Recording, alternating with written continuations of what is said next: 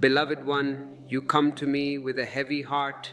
You come to me with a mind full of noise, spinning like a wheel that has lost its axle. You look at your life and you see fragments. You see relationships ending, plans crumbling, the ground beneath your feet shaking, and in your terror you label this chaos, you label this wrong. You cry out to existence asking, why is this happening to me? Why am I being punished? I am here to tell you, you are not being punished. You are being prepared. Listen to me very carefully, not just with your ears, but with the silent center of your being. Chaos is not a sign that something is wrong. Chaos is the doorway to a new order. Chaos is the only way existence knows how to rearrange itself so that what no longer serves you can fall away, and what truly belongs to you can finally find the space to enter. You are afraid of the mess. I understand this. The mind loves symmetry. The mind loves predictability. The mind wants tomorrow to be exactly like today, only slightly better.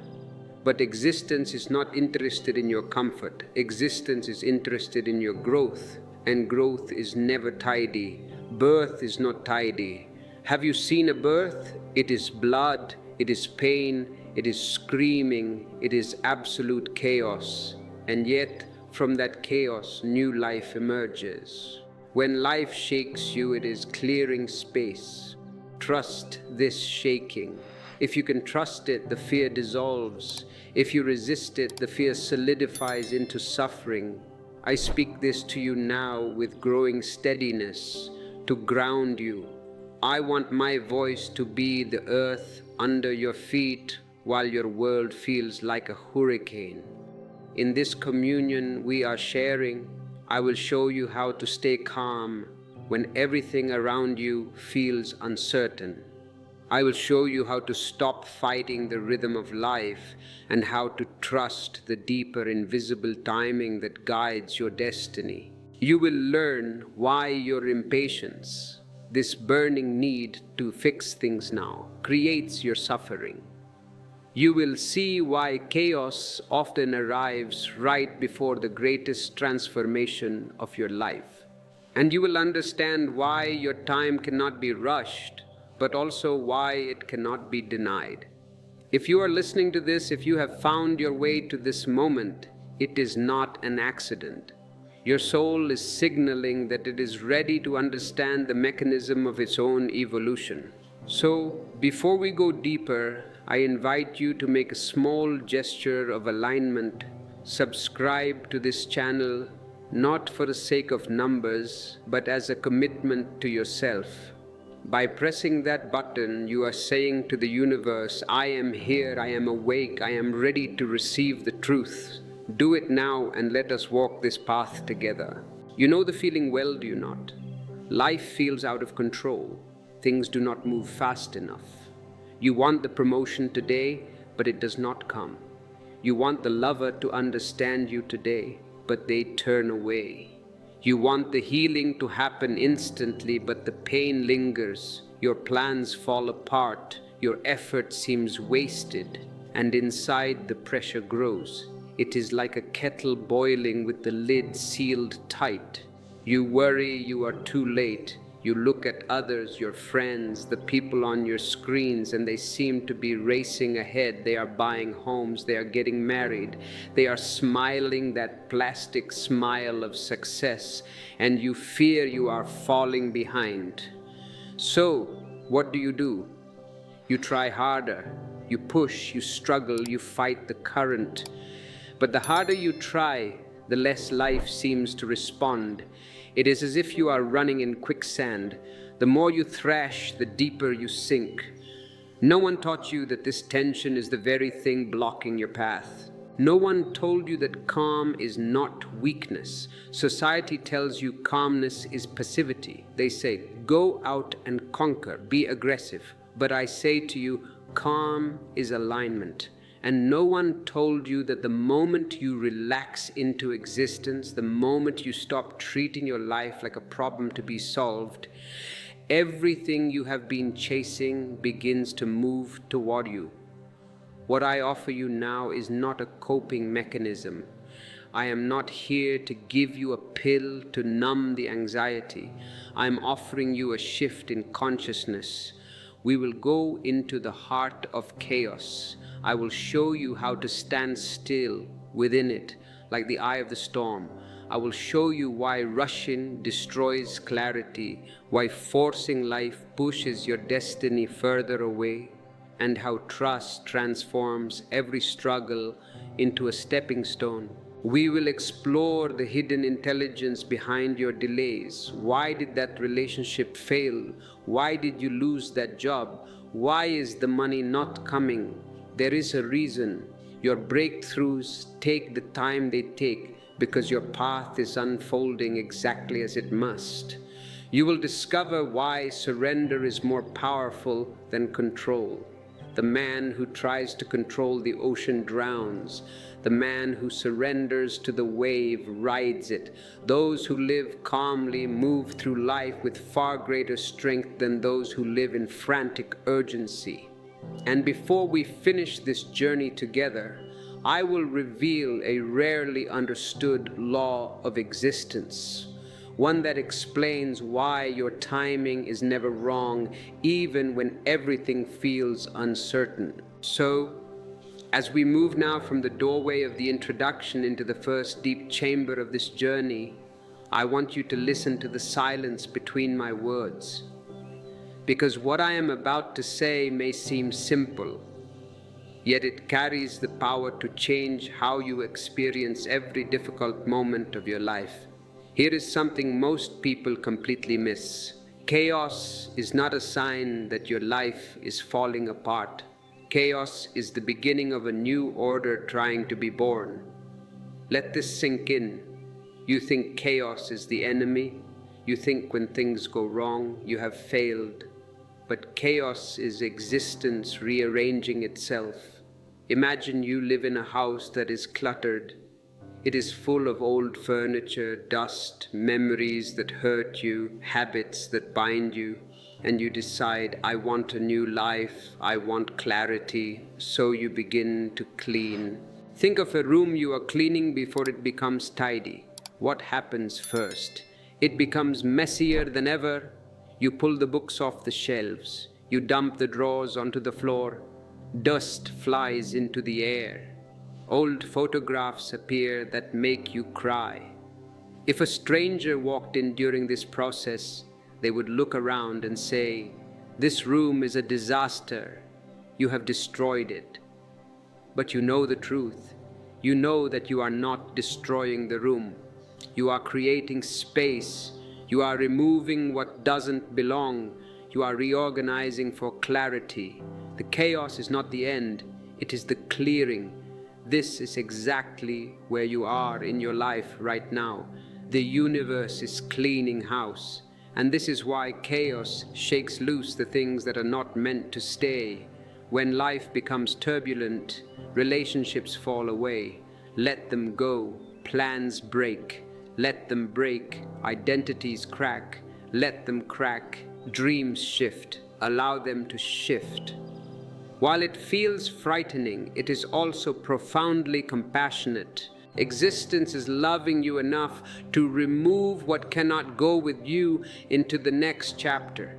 Existence is saying, you have outgrown this coat. It is too small. It is suffocating you. Take it off. But you cling to the old coat. You scream, but I have worn this coat for 10 years. It is who I am. And so you create suffering.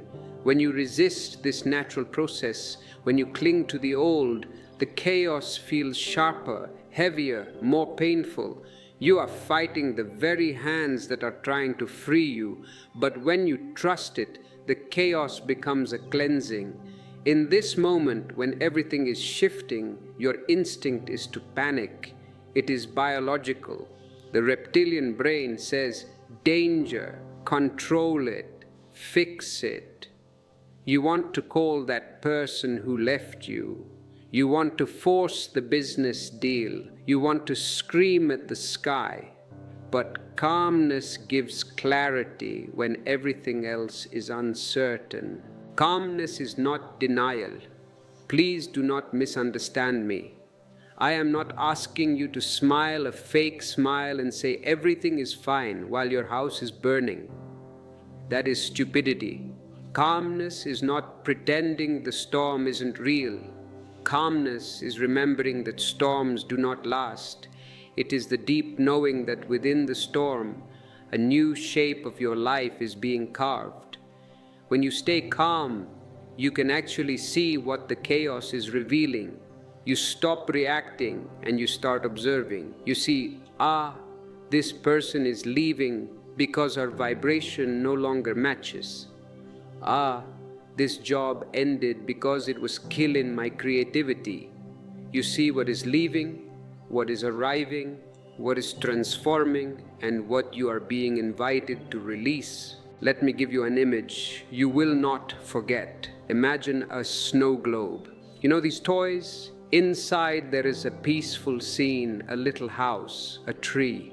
But when you shake it, the snow whirls wildly in every direction. It creates an appearance of total confusion. You cannot see the house. You cannot see the tree. Everything is white noise. This is your mind when you panic. Now, how do you clear the snow globe? Do you shake it harder? Do you yell at the snow? Do you try to push the flakes down with your fingers? No. You do the only thing that works. You set it down. You take your hands off. You allow it to rest. Slowly, without any effort from you, the snow settles. Gravity takes over. The scene becomes clear again. Your mind works the same way. When life shakes you, your thoughts swirl, your emotions rise, your fears intensify. You cannot see the solution because the snow is flying everywhere. But if you stay calm, if you let yourself breathe, if you simply allow the chaos to settle, clarity returns on its own. Now I ask you a question. Are you willing to set the snow globe down, or are you addicted to the shaking?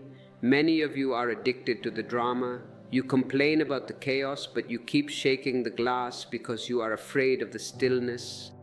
If you are ready to set the glass down, if you are ready to embrace this stillness, I invite you to join our community of seekers.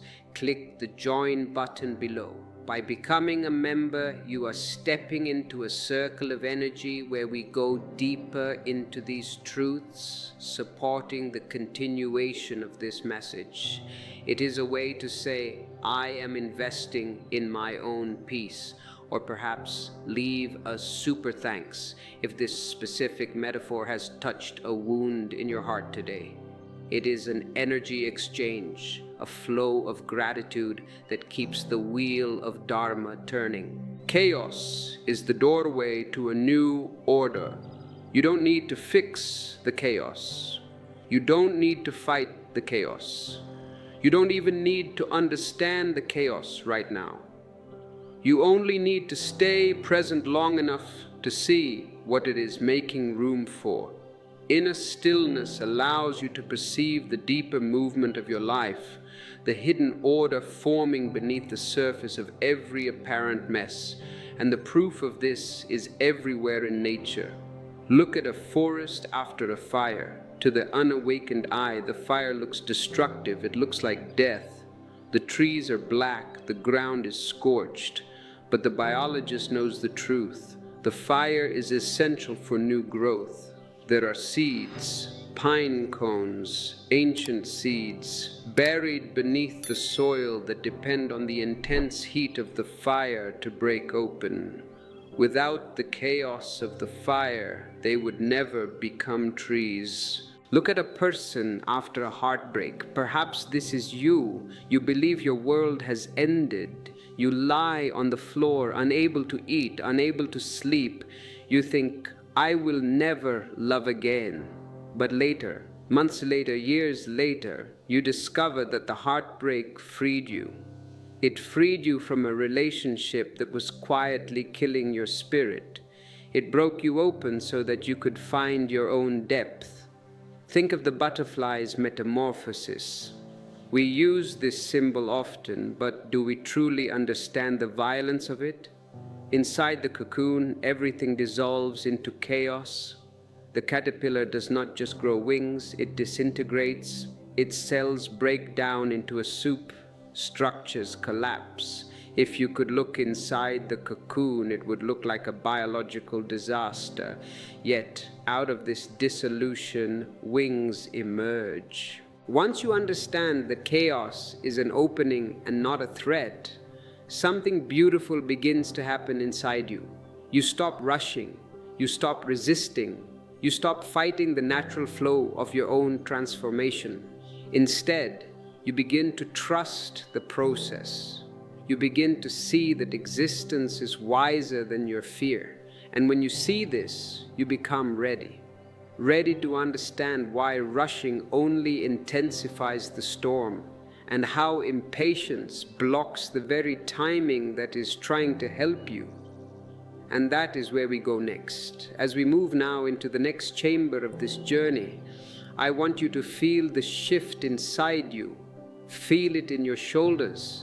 Drop them. Feel it in your jaw. Unclench it. Imagine the noise of urgency. That ticking clock in your head is slowly being turned down.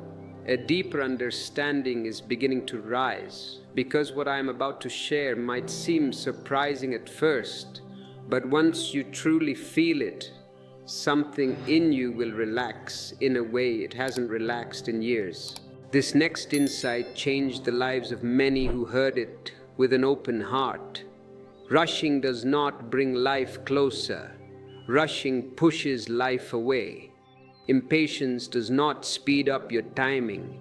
Impatience delays it. Whenever you move too fast, whenever you tighten your body, whenever you try to force things that are not yet ready, you disconnect from the natural rhythm of existence.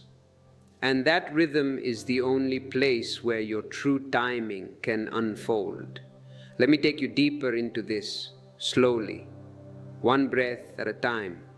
When you rush, your awareness collapses. You stop seeing clearly. You enter a tunnel vision of, I need this now.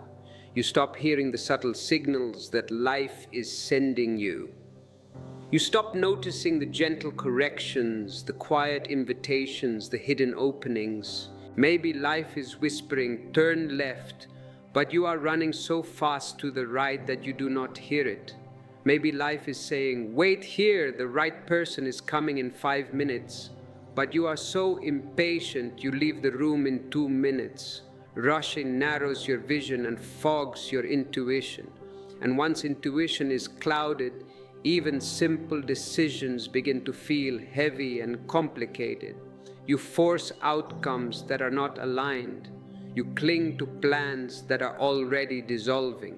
You push where you should pause, and you hold on where you should release. This is how rushing becomes the great enemy of your timing. Think of what happens when you pick a fruit before it ripens. The fruit is still the fruit. It has the potential to be sweet, nourishing, whole. But because it was forced too soon, it becomes bitter. It is hard. It cannot develop its full flavor. In the same way, your experiences, your relationships, your opportunities have a natural maturity they must reach before they can nourish you. If you force them early, they do not become sweeter. They become more difficult. Life is not punishing you by making you wait. Life is simply saying, not yet. Consider the butterfly again. If you try to help it escape the cocoon because you think it is struggling, because you are compassionate and you want to speed up the process, you take a pair of scissors and you cut the cocoon. What happens? You kill it, or it emerges with shriveled wings and crawls on the ground until it dies. Why? Because the struggle is necessary. The pressure of pushing against the cocoon forces fluid into the wings. That struggle strengthens the muscles. The timing is precise. The cocoon is not holding it back. The cocoon is preparing it. Likewise, the slow periods in your life, the times when nothing seems to move, the moments of waiting that feel unbearable, these are not punishments. They are preparation. They are the cocoon strengthening your wings. If you are feeling this struggle, if you are in the cocoon right now, I have created tools to help you endure the waiting with grace. My books on meditation and awareness are designed for this very phase. Check the link in the description or the pinned comment to find these ebooks. Reading them is like watering the roots while you wait for the flower. It is a way to use the time rather than just enduring it. And here is the why, the deep core of this lesson. Rushing is rooted not in clarity but in fear. Look at your hurry. What is underneath it? Fear that you are falling behind. Fear that others are getting ahead of you. Fear that you will miss your moment. Fear that your life is slipping through your fingers. But fear clouds your inner sky. Fear distorts your sense of direction. Fear makes you chase shadows instead of substance. And as long as you operate from fear, timing cannot reach you. Timing belongs to trust, not fear. When you are calm, something extraordinary happens. Calmness aligns you with the rhythm of existence. Calmness brings you back into your body. It opens your awareness. It makes you sensitive to the guidance that is always present but often unnoticed. When you are calm, you begin to notice when life is nudging you forward. You feel the wind at your back, and equally you notice when life is telling you to wait. You feel the resistance, and instead of fighting it, you respect it. Calmness restores the connection between your inner being and the intelligence of the universe, and in that connection, timing becomes clear. Let me offer you one more image for this section. Imagine a river. When it flows gently and steadily, it is deep, powerful, and reflective. You can see your face in it. You can see the fish swimming below. You can sense its direction. But when the river rushes too fast, crashing over rocks, it becomes shallow and turbulent. It carries debris. Mud rises from the bottom. It loses its depth, and you cannot see anything clearly in its surface. The river has not changed. Its nature is the same water, but its speed determines its clarity. This is your life. This is your mind. This is your energy. Rushing makes you shallow. Calmness makes you deep. And here is the beautiful twist in all of this. Once you understand how rushing restricts you, you become ready to see the deeper truth behind the delays in your life. Delays are not random. Delays are not obstacles. Delays are not the universe ignoring you. Delays are protection. Delays are preparation. Delays are alignment. And the moment you understand this, the frustration that once filled you begins to dissolve, replaced by a quiet trust. And that is where we go next. As we enter this next chamber of understanding, I want you to imagine that the very ground beneath your life is shifting. Not in a way that destabilizes you, but in a way that reveals the deeper architecture of how existence actually moves.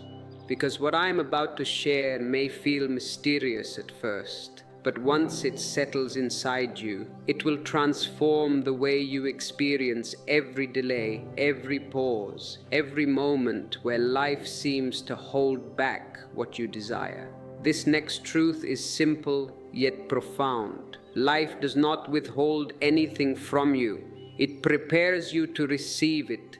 And until you are ready, truly ready, nothing can come. Not because existence is cruel, but because existence is wise. Let us unfold this slowly.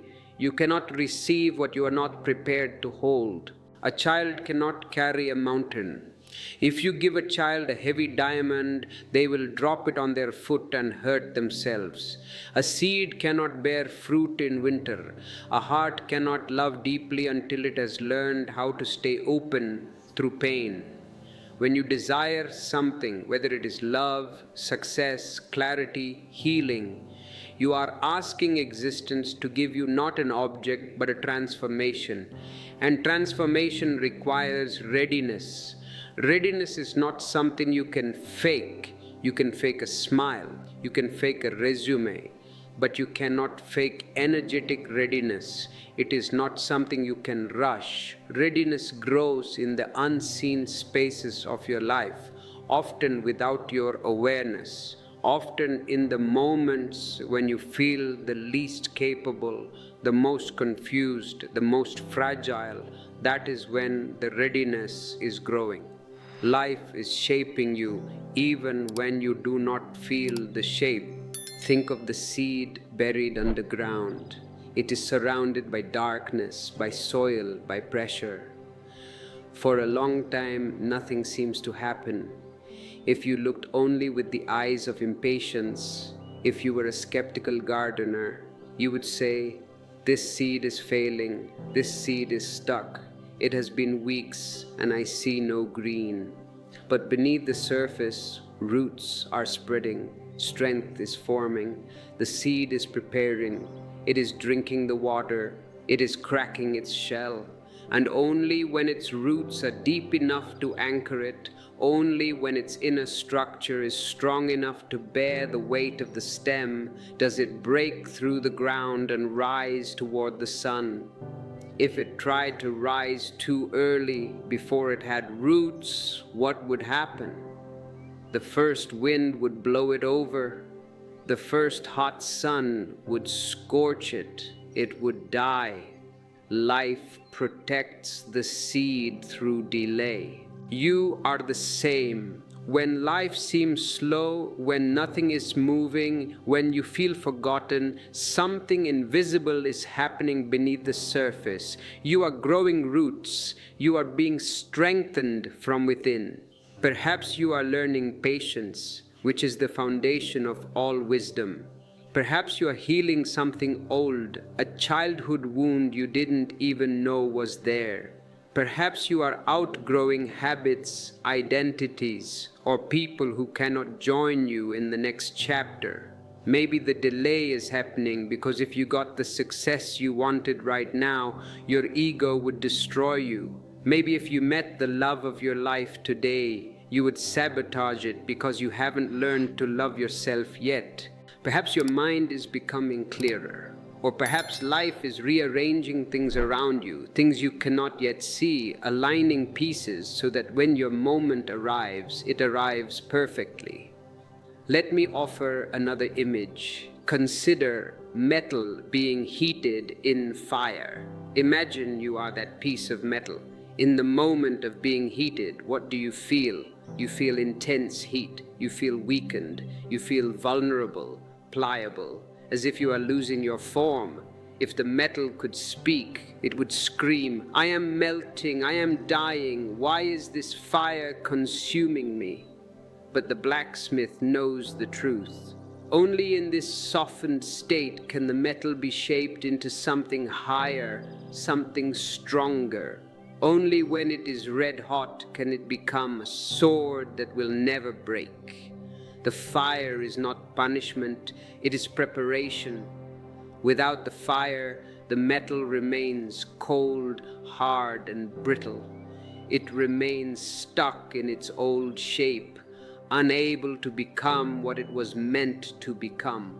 In the same way, the pressure you feel right now, the financial pressure, the emotional pressure, the existential pressure, is not meant to break you. It is meant to shape you. It is meant to soften your ego so that existence can hammer you into a vessel capable of holding the divine. And there is yet another rhythm to observe in nature. The ocean always pulls back before a great wave rises. Go to the beach and watch. When the water retreats, it appears as if the sea is abandoning the shore. The sand is left dry, the shells are exposed. People look and say, the water is leaving, the tide is going out. But the wise know better. The retreat is not an abandonment. The retreat is the gathering of power. The ocean is pulling back to coil its muscles. The absence is the preparation for arrival. And soon the wave comes with a force far greater than anything that could have been seen before. Your life has these tides. When things pull away from you, when money pulls away, when friends pull away, when inspiration pulls away, it is not because you are losing, it is because something greater is gathering strength behind the scenes. The universe is taking a deep breath before it exhales a blessing into your life. Now consider the why, the stakes of misunderstanding this truth. When you interpret delays as denial, you weaken yourself. You become anxious, frustrated, doubtful. You push prematurely. You act from fear rather than clarity. You send desperate emails. You make desperate phone calls. You compromise your dignity. And in doing so, you interfere with the very process meant to help you. You disturb the blacksmith. You interrupt the tide. But when you understand delays as preparation, your entire inner world shifts. You become patient but not passive. There is a great difference. Passivity is laziness, it is sleeping. Patience is alert, it is watching. You become calm but not stagnant. You become trusting but not naive. You begin to sense the deeper intelligence working through your life, shaping you from the inside out. You stop measuring your life in minutes and start sensing it in seasons.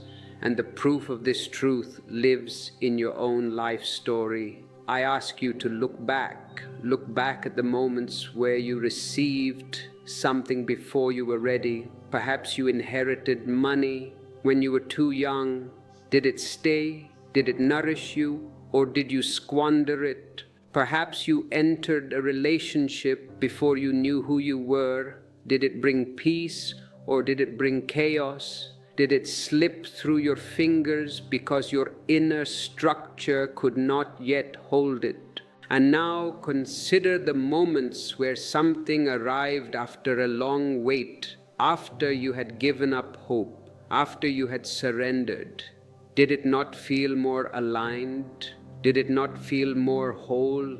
Did it not feel more stable? Life does not operate on your schedule, it operates on your readiness. Once you see delays as preparation, something soft and luminous emerges in your being, a greater acceptance, a deeper trust, and with this shift, you become ready for the next revelation. That life's timing is not random or mechanical, but guided by an intelligence far beyond the grasp of the mind. And that is where we go next. As we move now into this next chamber of understanding, I want you to feel the atmosphere around you deepen. Imagine you are stepping into a temple, a space of reverence. You are stepping into a truth that has been waiting for you long before you ever asked for it. Because what I am about to reveal is not an idea. It is not a technique you can write down in a notebook and forget. It is not a philosophy to debate at a dinner party. It is the living heartbeat of existence itself. This next insight may shake something loose inside you, but it will also calm you in a way no reassurance ever could. Divine timing has its own intelligence. Life moves according to a rhythm far more intricate than the mind can comprehend. Everything arrives at the exact moment when your inner and outer worlds align, not a moment earlier, not a moment later. And when you begin to trust this movement, fear dissolves, impatience softens, and a deep relaxation enters your being. Let me take you slowly into this truth. Timing depends on countless invisible factors. You think it is just about you. You think, I worked hard, so I deserve the reward. But you are not an island. You are part of a vast interconnected web of consciousness. Energies are shifting, people are changing, circumstances are unfolding in other countries that will affect you. Lessons are maturing in the souls of people you haven't even met yet. Old patterns are dissolving. New patterns are forming. Your mind sees only a tiny fraction of reality. It is like looking at the world through a keyhole. You see a patch of grass and you think that is the whole world. You see today and you worry. You see tomorrow and you panic. You see delay and you assume something is wrong. But existence sees the entire web. It sees the garden, the mountain, the sky, and the stars. It sees every thread, every connection, every ripple. It knows what must move before the next part of your life can open. It knows who must leave your life to make space for the new. It knows who must enter. It knows who must grow before they are ready to meet you. Perhaps your future partner is currently going through a divorce or a difficult awakening, preparing them to be the person who can love you. If you met them today, it would be a disaster. Existence knows this. You do not. It knows the preparation you need. It knows the challenges that will strengthen you. It knows the pauses that will humble you. It knows the silences that will teach you how to listen. Consider a simple puzzle. You have 1,000 pieces scattered on the table. You pick up one piece, let us call it your dream job. You try to force it into the empty space in the middle of the table, but there are no surrounding pieces to hold it. It falls out. It does not fit. You get angry. You cry. Why won't this piece fit? It does not fit because the surrounding pieces are not in position. The background has not been built. The context is missing. But once the picture around it becomes clear, once the other pieces are clicked into place, that piece slips in effortlessly, without effort, without struggle. It just clicks. This is how divine timing works. What you are waiting for cannot come until the pieces around it are ready.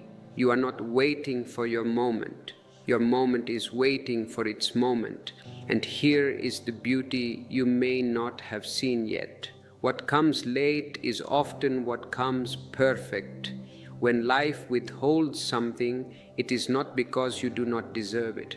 Please drop this idea of deserving or unworthiness. Existence does not judge you.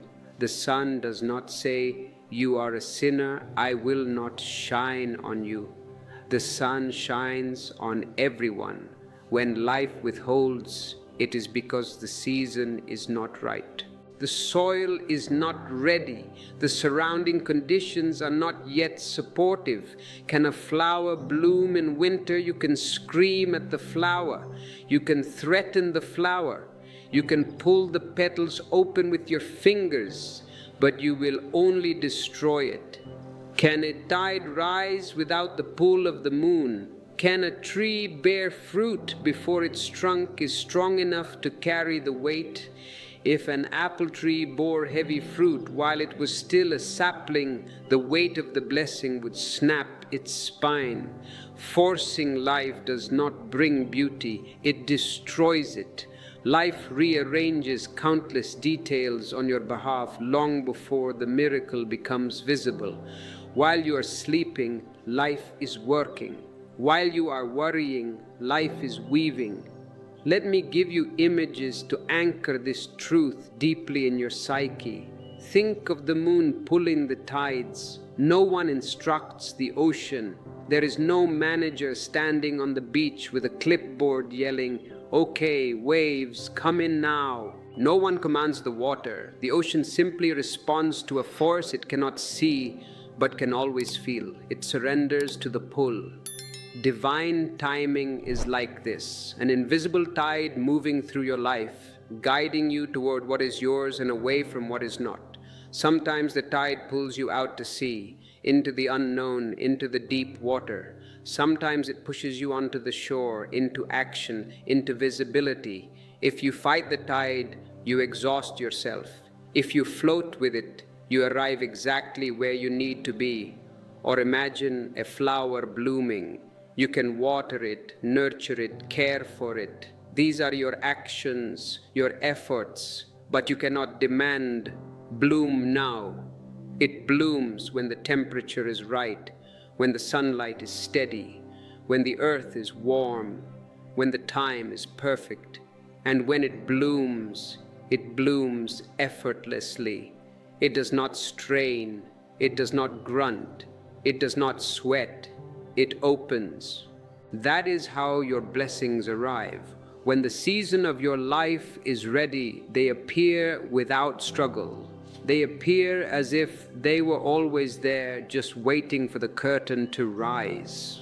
Now, let us touch the why. The deeper reason your mind struggles with timing. Why is this so hard for you? Why are you nodding your head as you listen to me, but inside your stomach is still tight? Because the mind wants control. The mind is a survival mechanism. It wants guarantees. It wants predictability. It wants to sign a contract with the universe. I will do X and you will give me Y by next Tuesday. It wants to force life into its own schedule. It looks at the calendar and says, I must be married by 30. I must be a millionaire by 40. Who told you these dates? Society? Your parents? They are arbitrary numbers. They are not real. Existence is not mechanical. It is organic. It is intelligent. It is alive. It does not look at your calendar. It looks at your soul. The mind sees delay as failure. Existence sees delay as alignment. The mind thinks nothing is happening. Existence is preparing everything. The mind panics in uncertainty. Existence thrives in it. When you rely on the mind, you suffer. The mind is a very small instrument trying to comprehend an infinite mystery. It is like trying to measure the ocean with a teaspoon. You will only get frustrated. When you align with the intelligence of life, you trust. You throw away the teaspoon and you jump into the ocean. And the how, the proof lives in your own experience. Look back at the things you prayed for, the things you cried for, the things you believed would never come. When they finally arrived, did they not arrive at the exact moment you could finally receive them? Not the moment you demanded them, but the moment you were ready to hold them. The moment your inner world could sustain what your outer world longed for. Once you understand this, calmness becomes your natural state. Trust replaces fear. Patience replaces urgency. You stop trying to chase timing and begin allowing timing to find you. You begin to feel the deeper rhythm of existence, the pulse beneath the surface of your life, and your entire world becomes lighter. If this message is resonating with your spirit, if you feel a weight lifting off your chest, please take a moment to like this video. It is a small action, but it tells the algorithm to share this calmness with other souls who are suffering in the rush. Your like could be the reason someone else finds peace today. And from here, naturally and gently, we step into the next realization. Calmness is not weakness. Calmness is power. Calmness is clarity. Calmness is alignment with divine timing itself. And that is where we go next. As we step now into this next chamber of the journey, I want you to feel the subtle shift that begins to stir within you, as if the very air around your heart is becoming more spacious, more steady, more grounded. Because what I'm about to share is not simply advice. It is a revelation that once understood can change the entire texture of your life. This next insight is one the world has misunderstood for centuries. Calmness is not weakness. Calmness is not passivity. Calmness is not resignation. Calmness is your strength. Calmness is your power. Calmness is the state of alignment where your inner world stops fighting with itself, and because of that alignment, your outer world begins to transform. Let me take you slowly into this layer by layer. When you are calm, your awareness expands. You begin to see things you could not see before. You see the subtle patterns. You see the quiet truths. You see the underlying motives of people. You see the hidden opportunities that the noisy mind misses. You see the deeper signals that life is constantly sending you. When you are calm, you do not react. You respond. You do not panic. You perceive. You do not rush. You understand. Calmness is clarity, and clarity is power. Now consider the opposite. When you are anxious, your world becomes small. Have you noticed this? When you are worried, you become self-obsessed. You cannot think of others. You cannot see the beauty of the sunset. Your mind races, your breath shortens, your body tightens. Your decisions become impulsive, emotional, fragmented. Small problems become large. A lost key becomes a tragedy. A traffic jam becomes a personal insult. Minor obstacles feel insurmountable. A moment of difficulty feels like a lifetime of suffering. Anxiety shrinks your life. Calmness expands it. Think of a clear lake reflecting the sky. When the water is still, the reflection is perfect. You can see the clouds, the mountains, the trees, the vastness of the sky mirrored in the water's surface. The lake becomes the sky. But if you throw a stone into the lake, the reflection breaks. The image dissolves into ripples, distortion, noise. Nothing was wrong with the sky, nothing was wrong with the lake. Only the disturbance created confusion. Your mind works the same way. Calmness is the stillness that allows you to reflect life accurately. Disturbance breaks the reflection, not because reality has changed, but because your perception has. And here is the deeper truth. When you are calm, small problems stay small. They do not grow into dragons in your imagination. They do not multiply through worry. They do not dominate your inner world. Most suffering is not caused by the problem itself, but by the mind's reaction to the problem. Calmness dissolves this reaction. Calmness shows you that what you feared was only a shadow. Calmness gives you the courage to face life without exaggeration. Calmness also opens the door to intuition. When the mind is noisy, intuition cannot speak. It is too shy.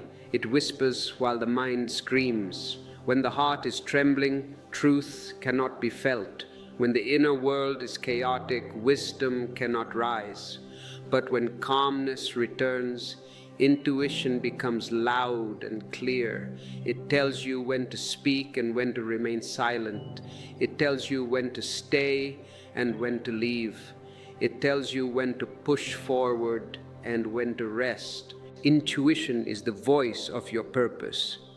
Calmness is the space where that voice becomes audible. And something extraordinary happens. When you become calm, your energy becomes magnetic. People feel drawn to you. Why? Because the world is starving for peace. Everyone is running. Everyone is frantic. Everyone is selling something, demanding something, screaming for attention. When they meet someone who is not frantic, someone who is not chaotic, someone who is not unstable, they are mesmerized. You become a magnet. You are like a mountain unmoved by storms, rooted in your own being, radiating a quiet strength that reassures everything around you. Your children feel safer. Your partner feels heard. Your colleagues feel respected. Calmness is confidence without noise. Calmness is authority without aggression. Calmness is presence without effort. When you are calm, You influence the room without saying a word. Let me give you another image. Imagine a candle burning steadily in a dark room. The flame does not shout, it does not wave its arms, it does not struggle to prove it is light, it simply is. Yet, by simply being itself, it illuminates everything around it. Calmness is this flame. It does not need force, it does not need volume. Its power lies in its stillness. This is why the calm person often becomes the most powerful person in the room. Not the one with the loudest voice, but the one with the quietest mind. Now consider the why, the stakes of misunderstanding this truth. When you believe calmness is weakness, you abandon it. You think, if I am calm, people will walk over me. If I am calm, I will lose my edge. So you choose chaos, thinking it is passion. You choose urgency, thinking it is motivation. You choose intensity, thinking it is strength. But all of these are temporary states that drain you. They burn your fuel, they age you, they leave you empty. Calmness is the sustainable state that fuels you.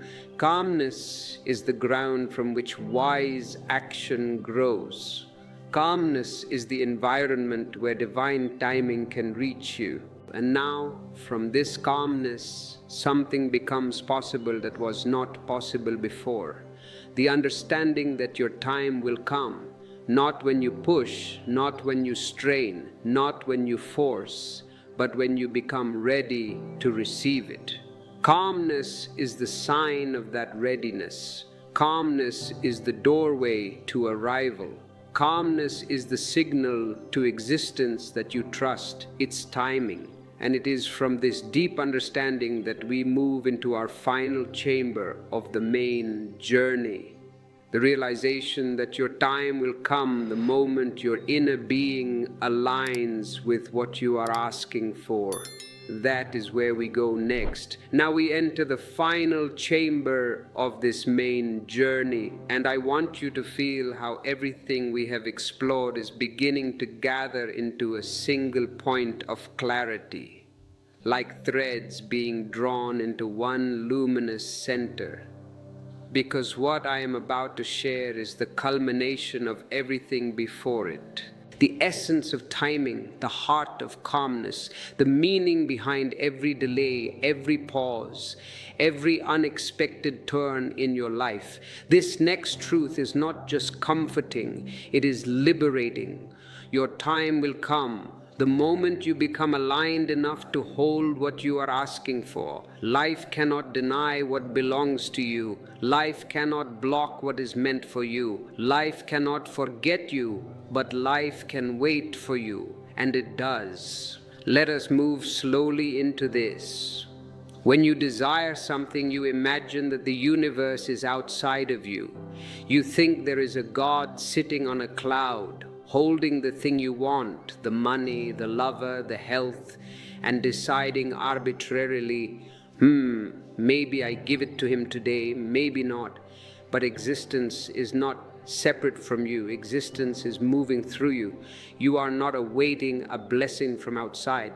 You are preparing the inner space to receive what already belongs to your path. And this preparation does not happen through pushing. It does not happen through fear. It does not happen through urgency. Preparation happens through alignment, through becoming the kind of person who can carry the reality you are asking for without collapsing under its weight. Look back at the things you once prayed for, cried for, begged for. When they finally arrived, did they not arrive at a moment when you had changed, when you had softened, when you had strengthened, when you had matured in some essential way? If they had come earlier, would you have known what to do with them? Would you have had the wisdom to keep them? Would you have had the emotional stability to hold them with grace? Life is not withholding your blessings. It is timing them for your evolution. Imagine the sun rising. You can beg the sun to rise earlier, You can get on your knees and plead, "Please, sun, I am afraid of the dark. Rise now." You can cry because the night feels long, but the sun rises when the earth is ready, when the rotation aligns, when the moment is right. Not 1 second sooner, and yet when it rises fully. It does not hesitate, it does not say, "Well, maybe I'll only shine a little bit today." It pours its light effortlessly. Your timing works exactly like this. The rising cannot be rushed, but once it comes with totality. Or imagine the tides. No matter how long the ocean pulls back, no matter how empty the shore appears, the water always returns. Not sometimes, always. Your blessings, your moments, your breakthroughs, your seasons of expansion, they are like the tide. They return. They must. It is a law. But only when the rhythm is complete, when the moon and the earth and the ocean's pull are aligned. Your inner world has tides too. When the inner tide rises, the outer world responds. And now let us look at the deeper mechanism beneath this truth. Your time arrives when your being matches your desire. Every desire you have carries a vibration, a quality of consciousness, a frequency. If your inner state is not aligned with that frequency, you cannot hold the reality that desire would bring. Wanting love is not enough. You must become open enough, healed enough, present enough to hold love when it arrives. If you are closed, suspicious, and fearful, love will come and knock on your door, but you will not open it. You will think it is a salesman. Wanting success is not enough. You must become grounded enough, clear enough, focused enough to handle the responsibility that success brings. If you are chaotic and lazy, success would destroy you. It would feel like a burden. Wanting clarity is not enough. You must become silent enough for clarity to land. Life does not deny you, it prepares you. And when this alignment happens, when the inner state matches the outer desire, something miraculous occurs. What is yours comes effortlessly. You do not chase it, you do not force it, you do not strain for it. It appears as if it has been waiting just behind a thin veil, waiting for you to reach the right moment of readiness. And in truth, it has, because existence responds not to your wishes, but to your vibration. When the vibration is right, life cannot help but open. Trust opens the final door, not passive trust, not blind trust, not the trust of a fool who sits on the couch and does nothing, but the trust that arises from understanding how life actually works. When you trust the timing of your life, doors open without you knocking, people appear without you searching, opportunities arise without planning. What is yours finds you, not because you sat still, but because you stood still in your being, rooted, calm, aligned. Let me offer you one last image to anchor this truth. Imagine a bird perched on a branch. It does not jump before its wings are ready. It does not fly because it is impatient. It does not look at the other birds and say, "Oh no, they are all flying. I am a failure." It flies the moment its wings are strengthened, the moment nature has prepared its body, its muscles, its instinct. And when it finally takes flight, the sky that felt so distant suddenly becomes home. This is your life. You will fly not when you demand to, but when you are ready to. And when you fly, you will understand why the waiting was necessary. You will look back at the branch and say, "Thank you. Thank you for holding me while I grew my wings." I invite you now to close your eyes for a moment, just where you are. If you are driving, keep them open but soften your gaze. Take a deep breath. Feel the truth of this settling into your bones. If you feel a sense of gratitude for your own journey, for your own waiting, consider leaving a super thanks on this video. It is a beautiful way to seal this realization, a tangible act of saying yes to your own divine timing. And now, with this understanding settling into the deepest part of your being, the journey is ready to gather itself into its final luminous conclusion. Here, everything you have learned integrates into a single steady truth about timing, trust, and calmness. Now we come to the final movement of this section of our journey, the gentle settling of everything we have opened together, like the last ripples fading into still water after a long storm. I want you to feel, not just with your mind, which is always doubting, always questioning, but with the whole of your being, how every insight, every image, every moment of recognition has been guiding you toward this single understanding. Chaos is not your enemy, rushing is not your path, delay is not your failure, calmness is not your weakness, and your time, your true time, has never been lost. It has never been late. It has never been denied. It has been waiting for you to become spacious enough, quiet enough, aligned enough to receive what has been yours from the beginning. Look back at where we began. You felt the storm around you, and I showed you that the real storm was your resistance to life's timing. You rushed because you believed life was running away from you. You thought the train was leaving the station and you were not on it. And I revealed to you that there is no train and there is no station. You are the journey itself. Life waits with infinite patience for your readiness. You feared you were behind, but existence was preparing you, shaping you, strengthening you in ways you could not yet see. And step by step, we unfolded a deeper truth. Everything that feels chaotic in your life is a restructuring, a rebalancing, a clearing.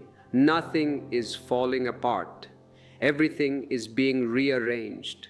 And so I say to you now, with the calmness that comes from knowing the nature of existence, trust the timing of your life. Trust it with the same faith that the seed has in the spring. Does the seed check the calendar? Does the seed worry, what if April doesn't come? No. It waits in the dark, knowing that the warmth is inevitable. Trust it with the same faith that the tide has in the moon.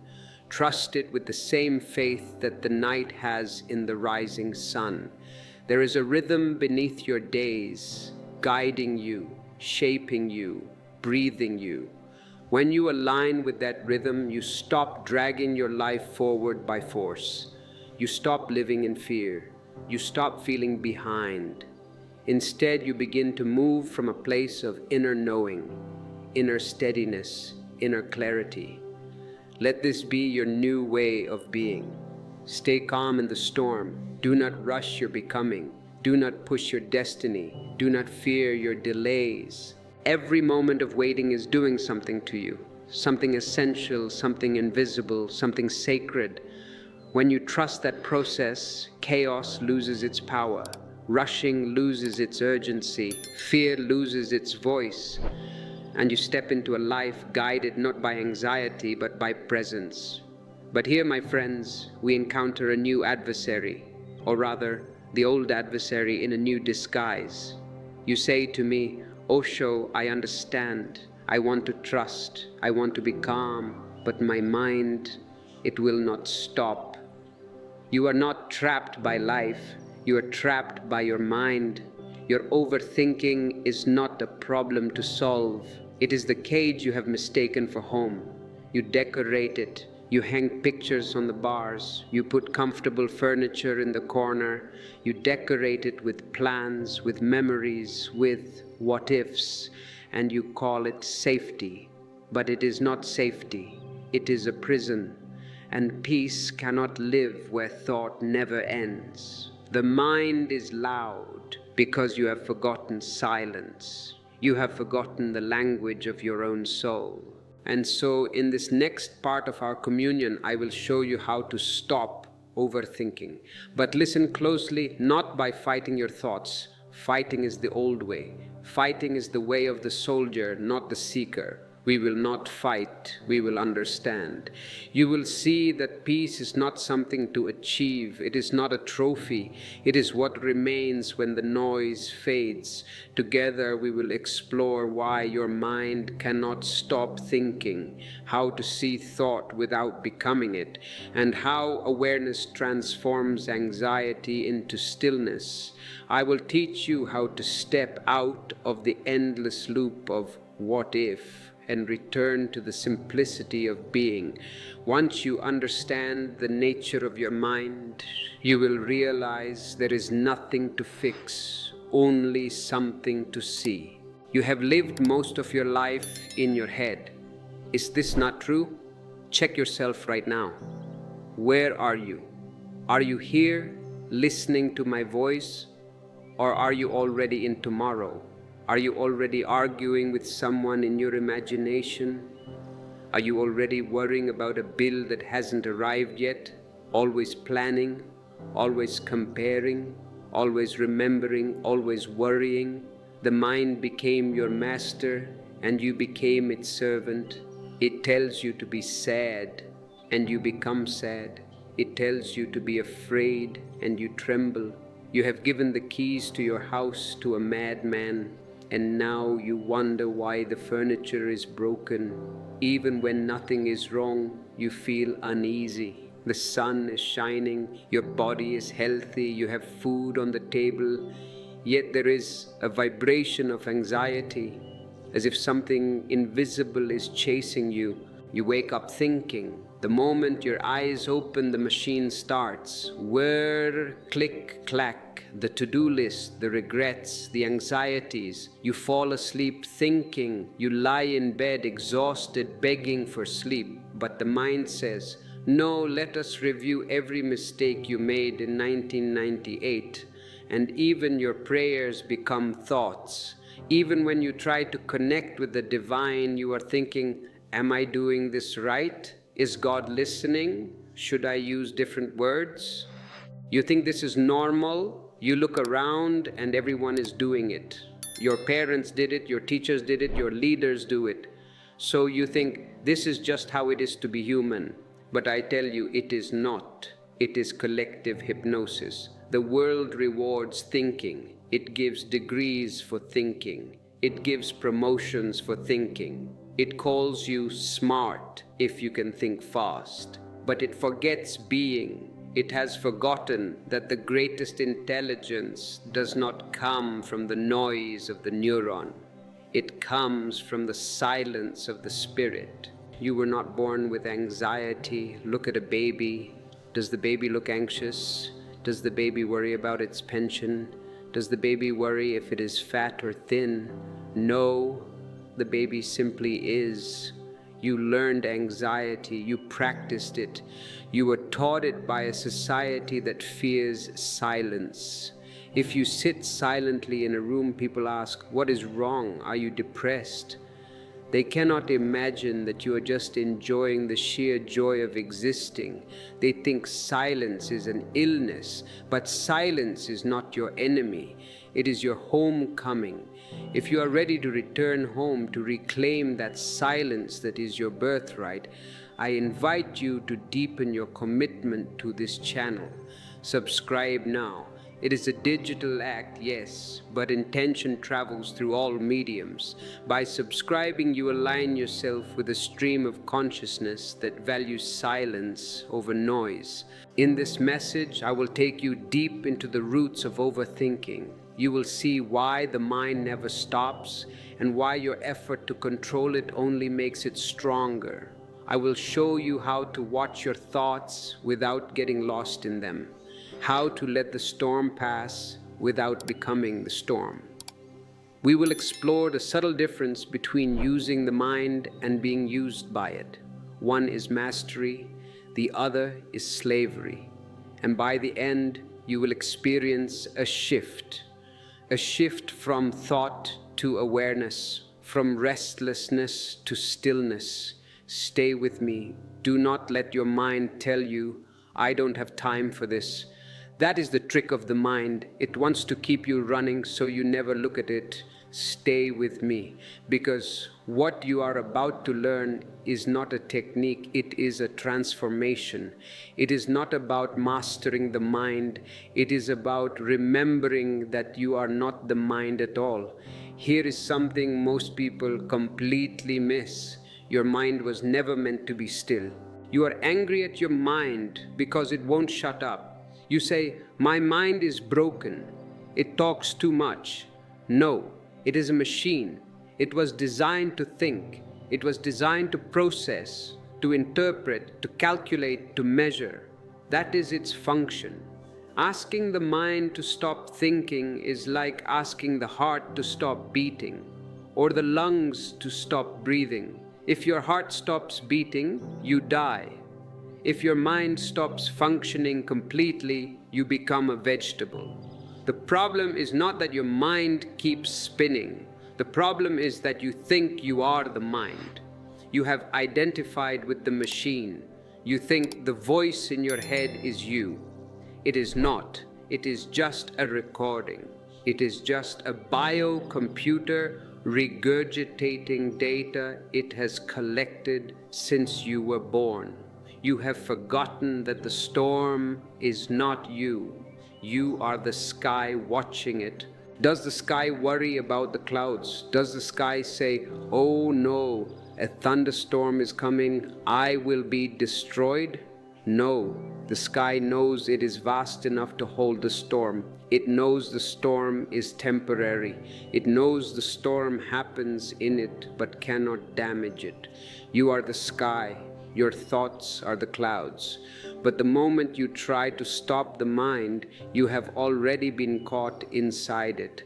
This is the great paradox. This is where all meditators stumble in the beginning. You sit down, you close your eyes, and you say, okay, now I will stop thinking. And what happens? Suddenly you have more thoughts than ever. I must stop thinking. That is a thought. Why am I still thinking? That is another thought. This is not working. That is a third thought. I am a bad meditator. That is a fourth thought. The harder you struggle, the faster it spins. You are pouring oil on the fire and trying to extinguish it. You can't silence the storm by shouting at the wind. You can only become so still that the storm no longer matters. Thought is mechanical, it is not personal. Please understand this. When a thought comes, let's say a violent thought or a strange thought, you blame yourself. You say, I am a bad person for thinking this. No. The thought is just passing through. It is debris floating in the river. It is not yours. It is just distinct brain activity. It is like the ticking of a clock. Tick-tock, thought. The mind thinks because that's its nature.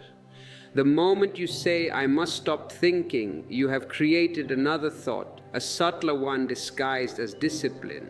A subtler one disguised as spirituality. And that is the trick of the mind. It is very cunning. It is a survivor. It even uses your desire for peace to stay alive.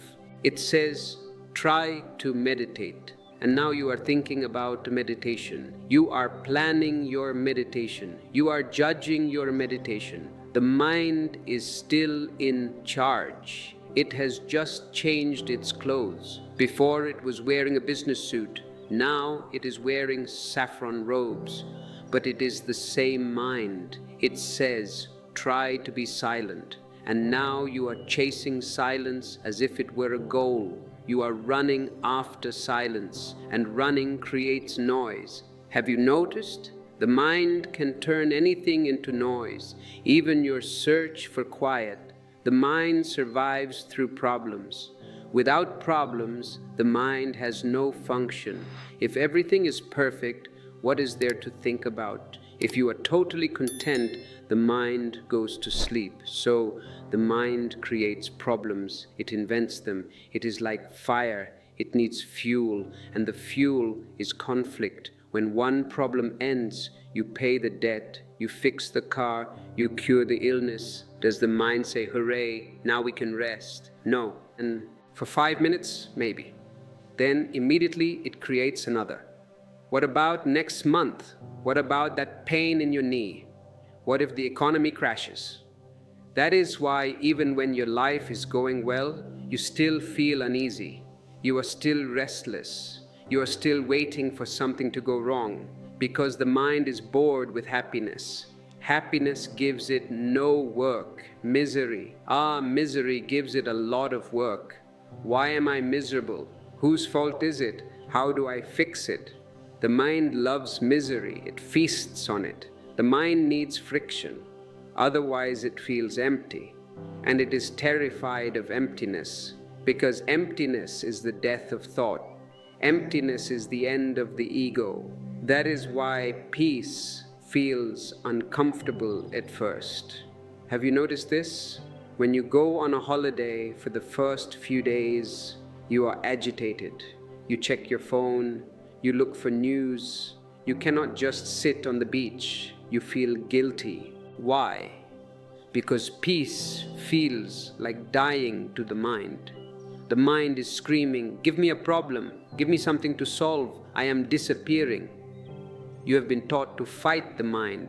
Your teachers told you, control your temper, control your thoughts. Your priest told you, impure thoughts are a sin, push them away. But you cannot control something that is not separate from you, at least not in the way you think. The moment you try to dominate the mind, you are using the mind against itself. It is like trying to lift yourself by pulling on your own hair. You can pull as hard as you want. You can scream with effort.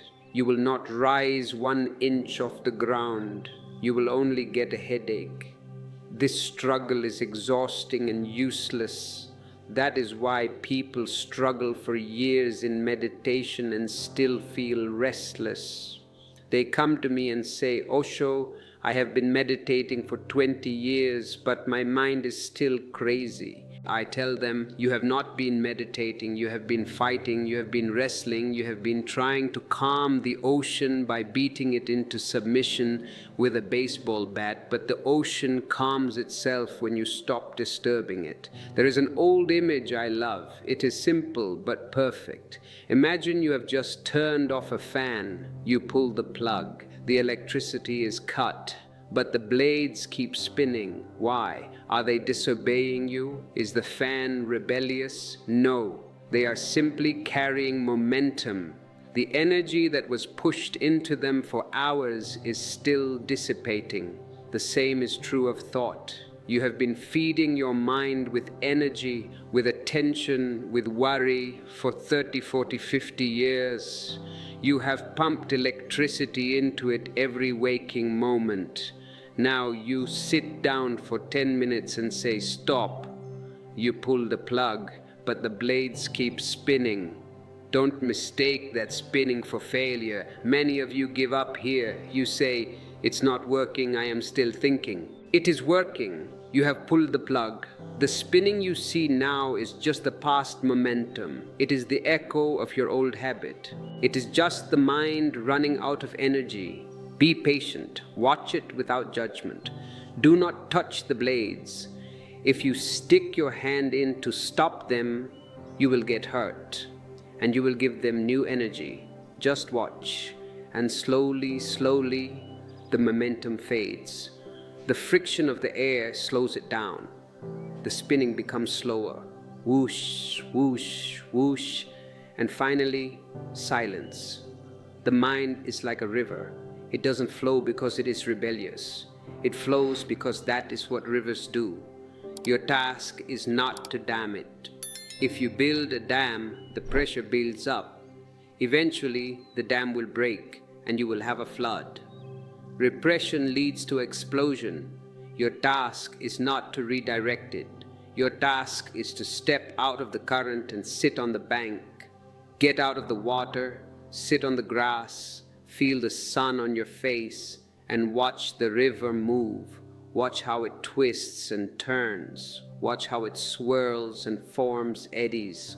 Watch the garbage floating by. Watch the beautiful leaves floating by. It does not matter what is in the river. What matters is that you are on the bank. If you can observe without jumping in, you will begin to see the beauty even in its chaos. You will see the mind as a magnificent mechanism, a beautiful servant. And that is when the first glimpse of peace comes. Not when the mind stops. Please drop that expectation. Peace does not come when the mind stops. Peace comes when you stop believing you are the mind. The storm continues, but you are no longer the storm. You are the witness. You are the space in which it happens. And in that space, there is an incredible stillness, a stillness that has been there all along, waiting for you to notice.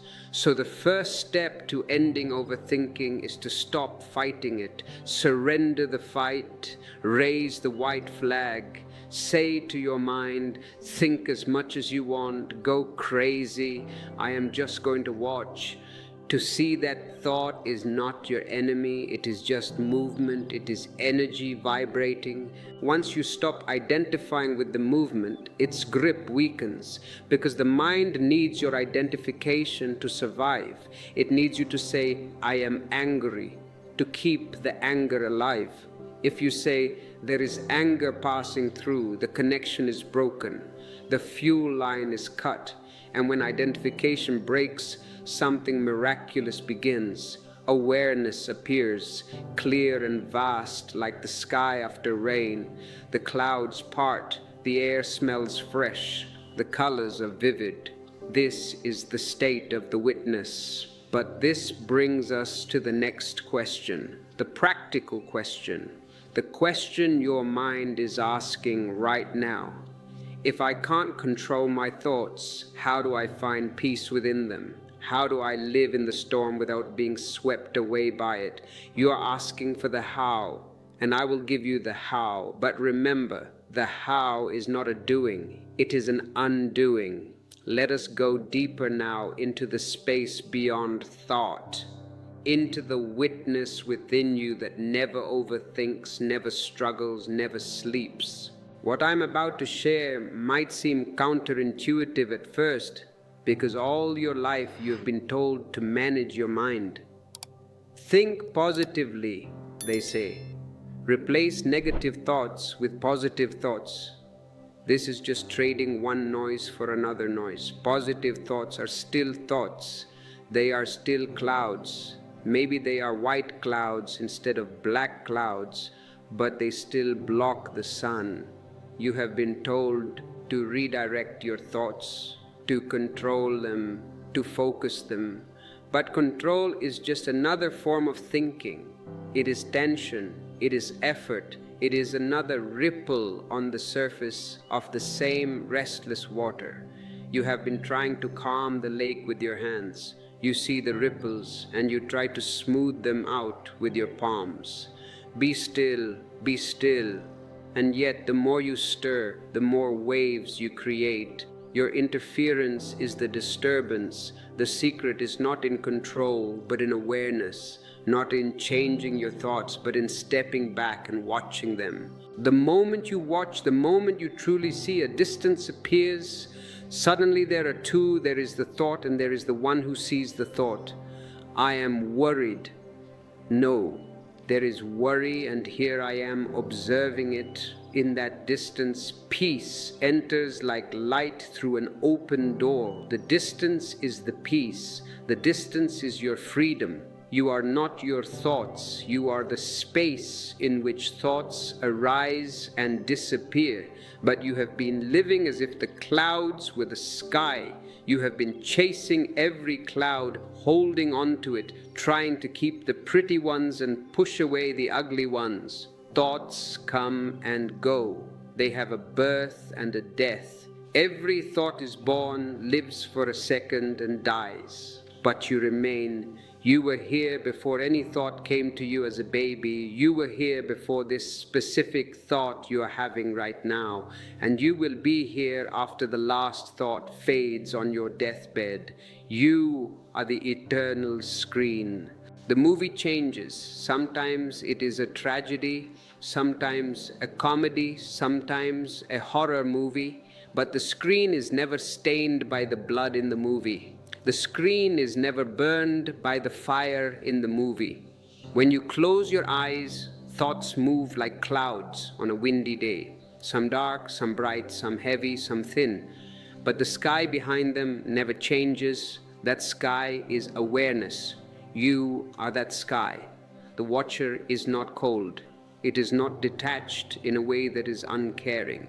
Some people think becoming a witness means becoming a robot. No, it is silently alive, alert, compassionate. Awareness doesn't suppress thought. It simply observes without interference. It allows the thought to be without giving it the power to dictate your reality. When you begin to watch your mind, something beautiful happens. You see that thoughts are just ripples, not reality. You have a thought, I am a failure. Before awareness, you believe it, you crumble, you feel depressed. With awareness, you see it. The machine is producing the failure story again. Interesting? And because you don't buy it, because you don't sign the contract, the thought floats away. It has no power. You realize that overthinking loses its power not because you fought it, but because you stopped believing it was you. The mind wants attention. It is like a child throwing a tantrum. It wants you to join its dance, to argue, to react, to explain. Why are you worried? It asks. Let's analyze it. But the moment you watch instead of participate, the dance loses rhythm. The child realizes no one is watching the tantrum, and so it stops screaming. The thoughts still appear, but they pass through you like wind through bamboo. Listen to this image, wind through bamboo.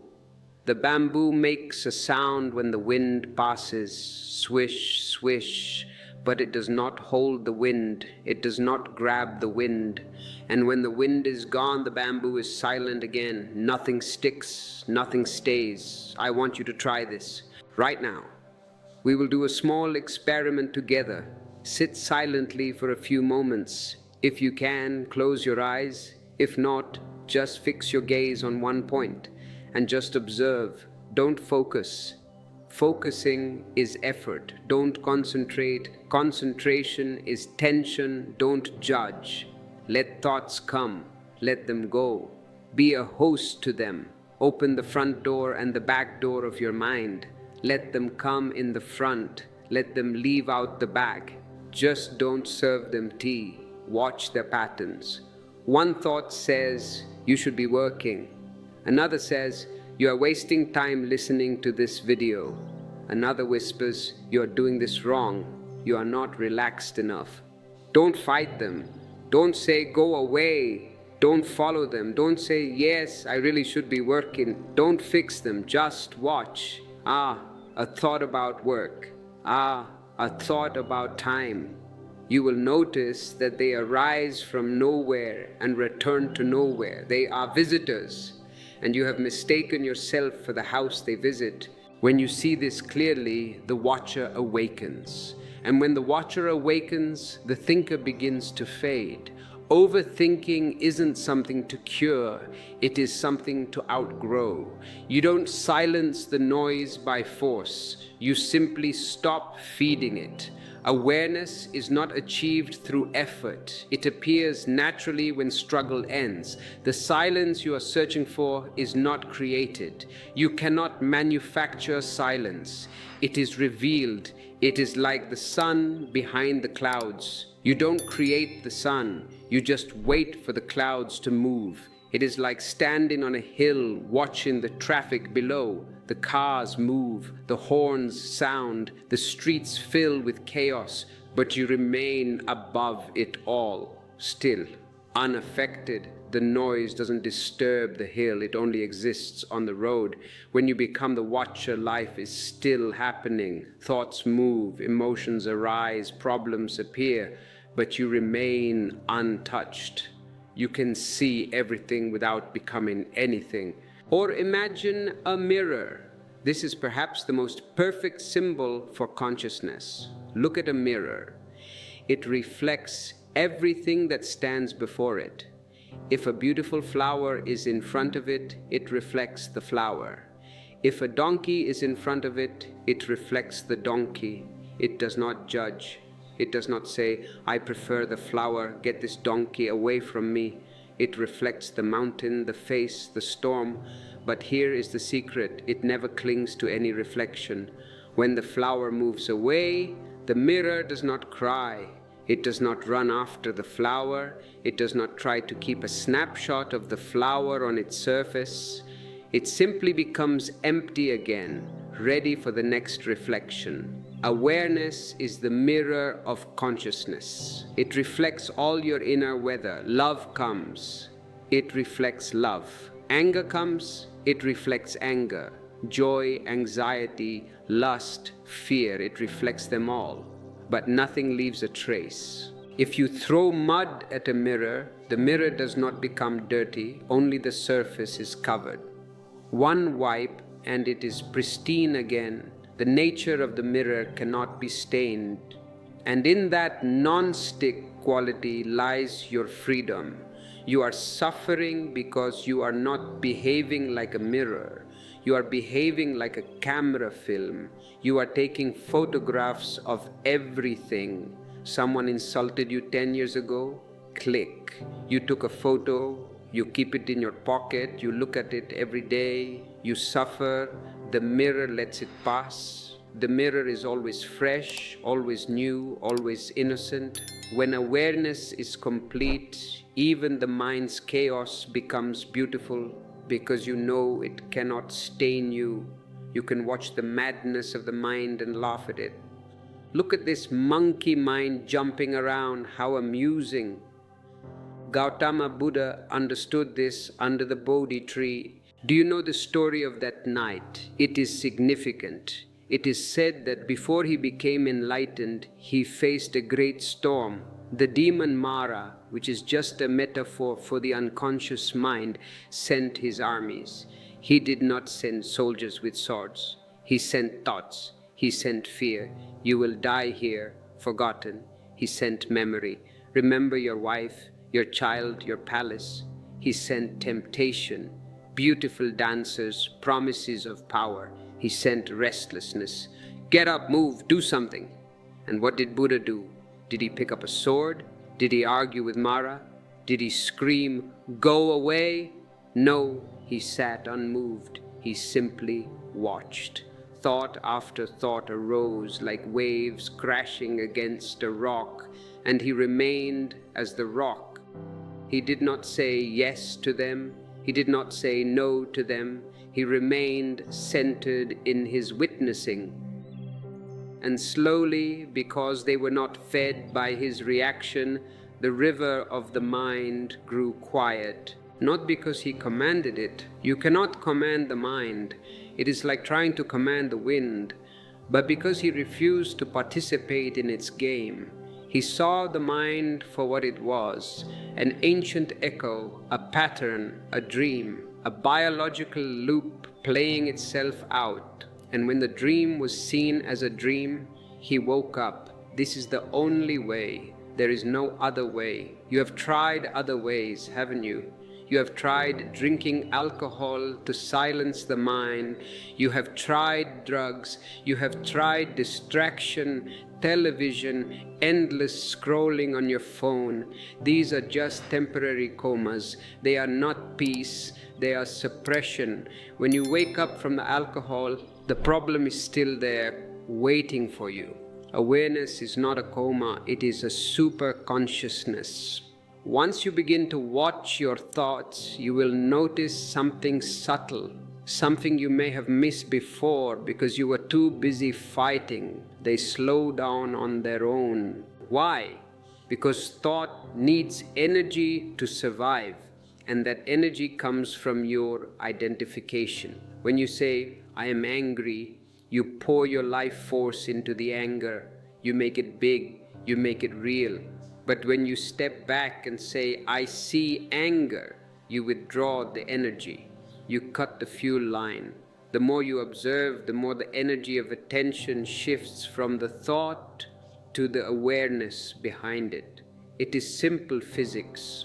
You have a limited amount of energy. If 100% of it is in thinking, you are unconscious. If 50% is in thinking and 50% is in watching, the thinking slows down. If 100% is in watching, the mind stops. And that awareness is what you have been longing for your whole life. It is the stillness that doesn't depend on silence. You can have this stillness in a marketplace. You can have it in a war zone, because it is not an environmental silence. It is an existential silence. It is the peace that doesn't need the absence of noise.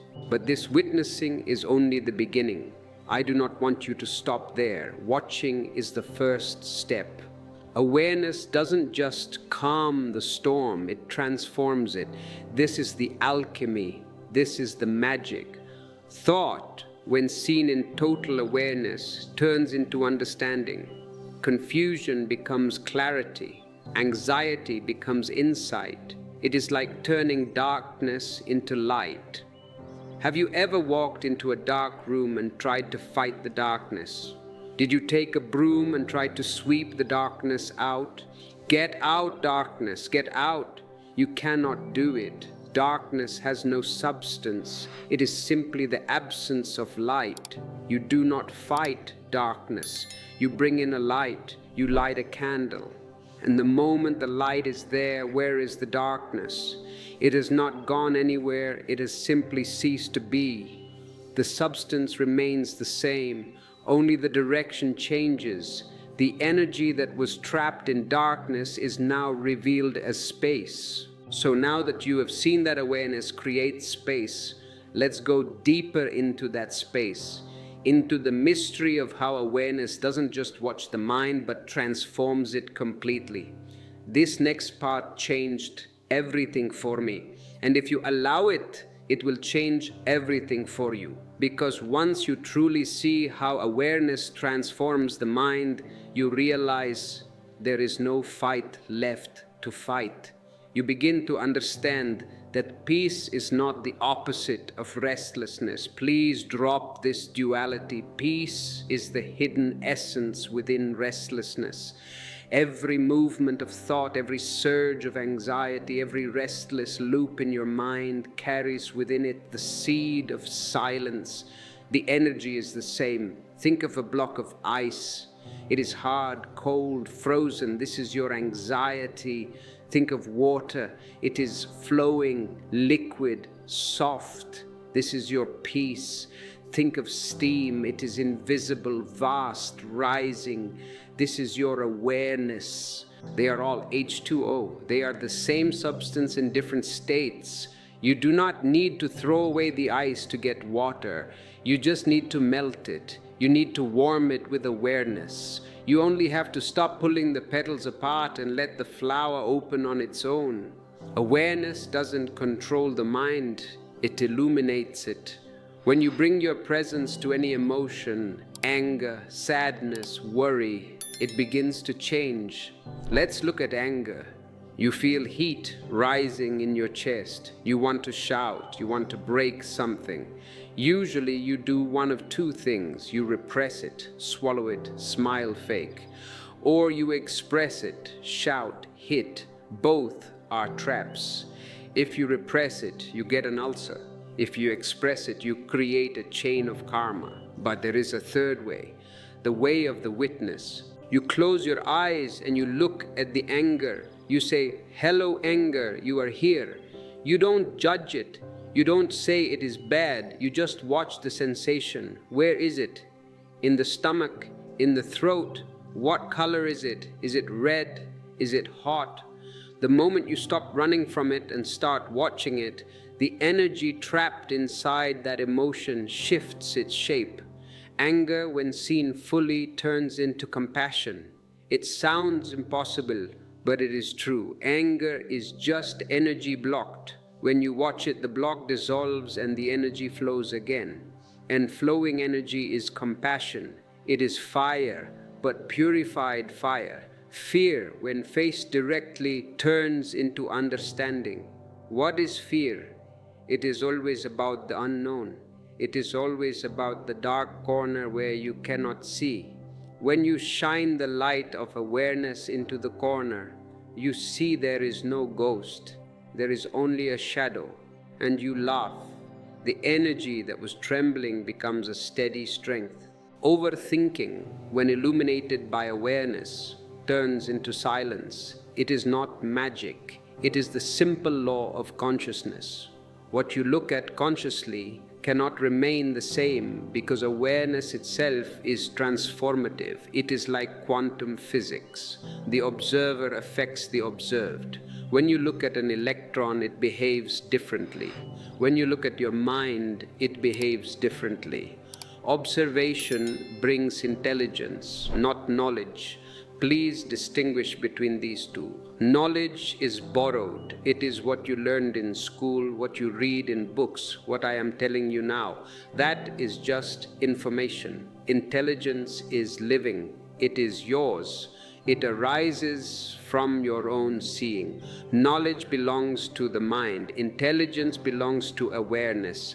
When intelligence shines through, it doesn't suppress thought. It sees its pattern, its beginning, its end. It sees the mechanism.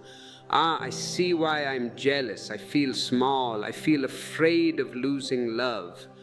And in that seeing, the grip is released. You realize that thought is not an enemy but a signal. It is a wave that rises and falls in the ocean of being. When you watch a wave, you don't need to stop it. You don't need to freeze the ocean. You only need to remember that you are the ocean. The wave is tiny. The ocean is vast.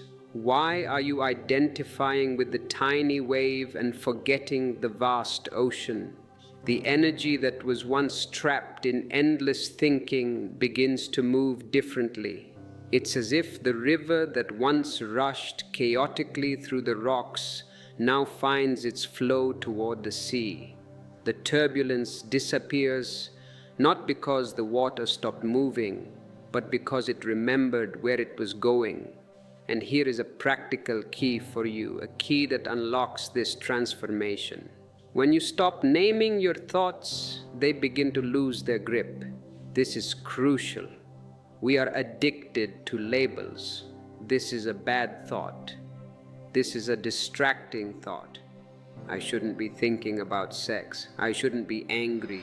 The moment you say this thought is bad, you have created a fight. You have created a division. You have created a duality.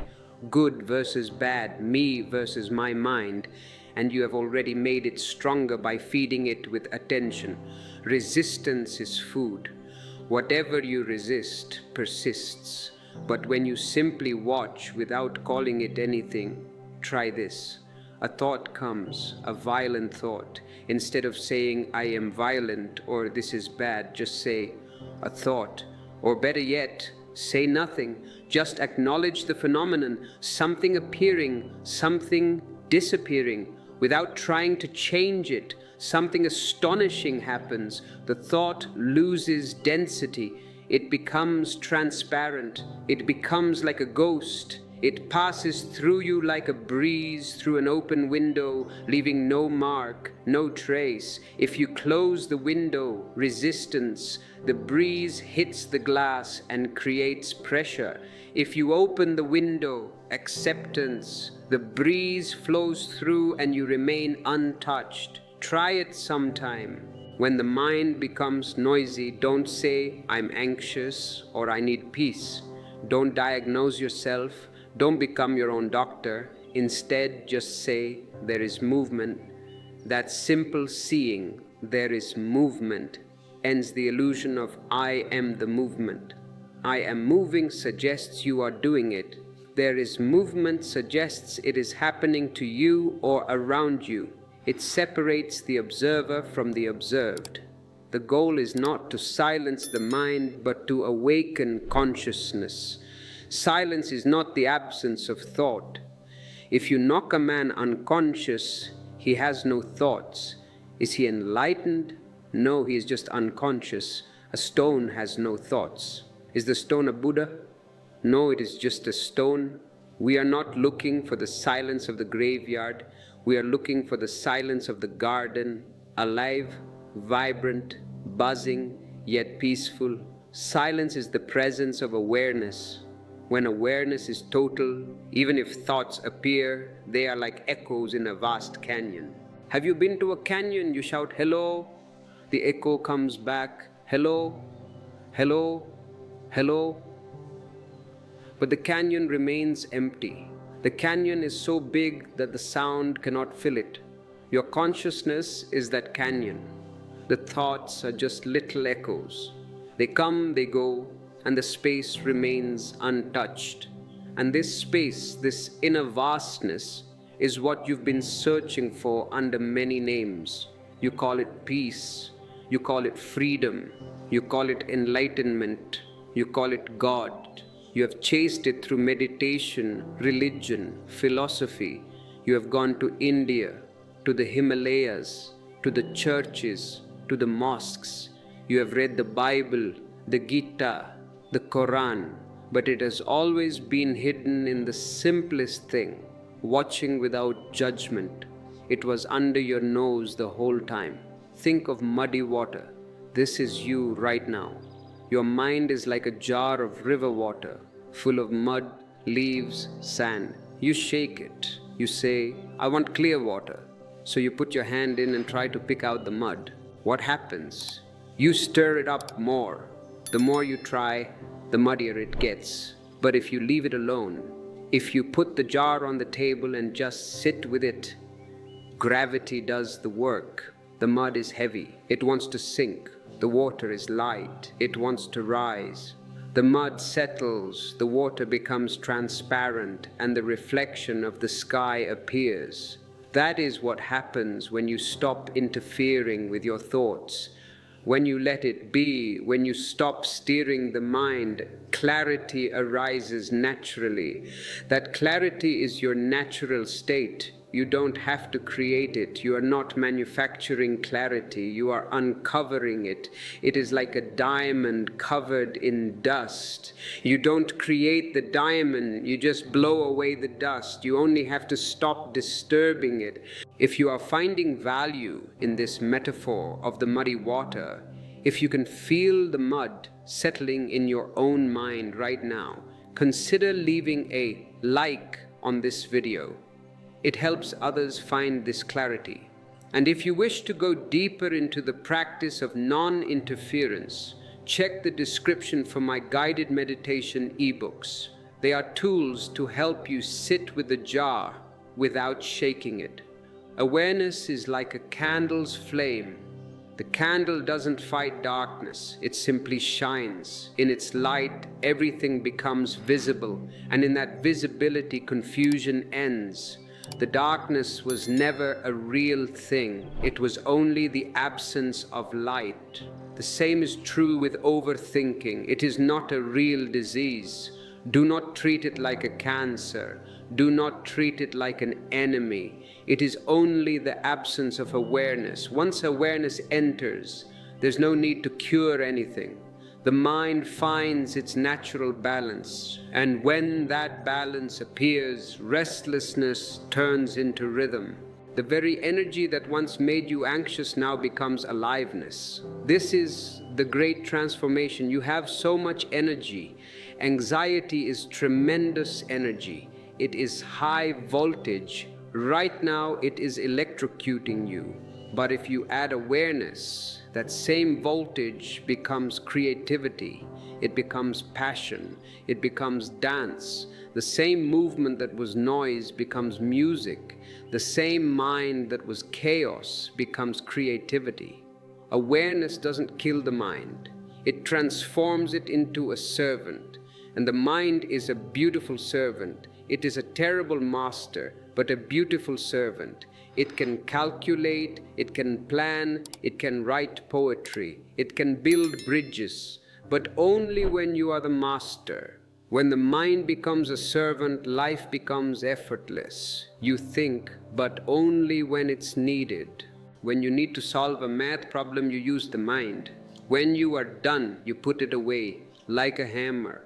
You don't walk around holding a hammer all day, hitting everything you see. That is what you are doing now, hitting your life with your mind. You act, but without tension. You live, but without heaviness. This is the beginning of true stillness, not a frozen silence, not an empty void, but a vibrant living peace that dances even as it rests. And once you've tasted it, you can never go back. You can move through the world full of movement, yet remain unmoved within. But this understanding must go deeper. We cannot stay here. We must take this into the marketplace. Awareness in meditation is easy when the room is quiet, when the eyes are closed. It is easy to be a Buddha in a monastery. It is easy to be peaceful when no one is annoying you. The real transformation happens when awareness walks into the noise of life, when you eat, speak, drive, laugh, work, love. Can you keep this mirror clean when you are stuck in traffic? Can you keep the mud settled when your boss is shouting at you? The question now is, can you live with the mind without being lost in it? Let's move into that next dimension where every action becomes meditation and every moment becomes silence in motion. Here's something most people completely overlook.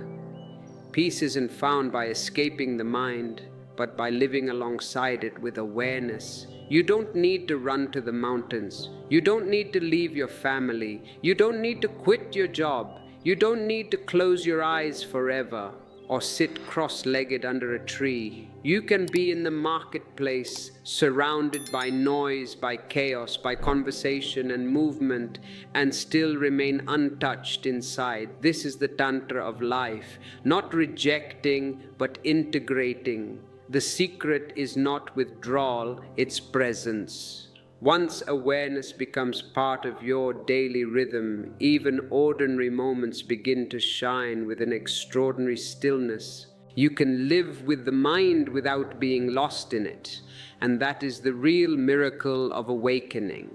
And that is where we go next, into the practice of living awareness, into the art of being in the world but not of it. The mistake humanity has made for centuries is trying to divide life. This is the great schizophrenia of your civilization. You have created a split, meditation on one side, action on the other, God on Sundays, business on Mondays, spirit in the temple, stress in the office. People think, first I will make money, then I will meditate, or they think, I must retire from the world to find peace. They think, first I will meditate and then I will live. But life is meditation when lived with awareness. There is no then, there is only now. Walking, eating, breathing, speaking, these are not obstacles to peace. They are not distractions. They are invitations. They are the bells of the temple ringing every moment.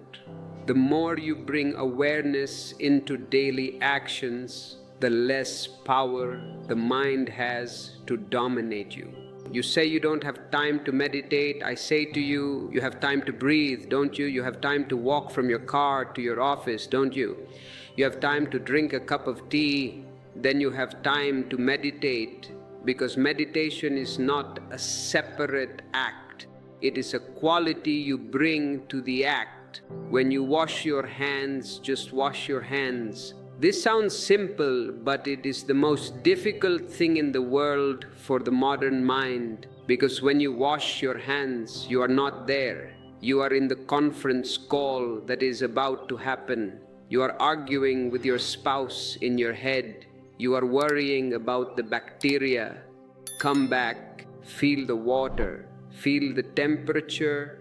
Is it cool? Is it warm? Feel the texture of the soap.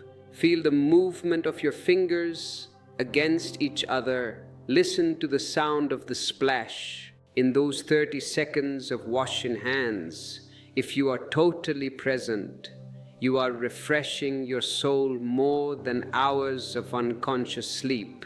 You are breaking the chain of thought. You are stepping out of the robot and becoming a human being again.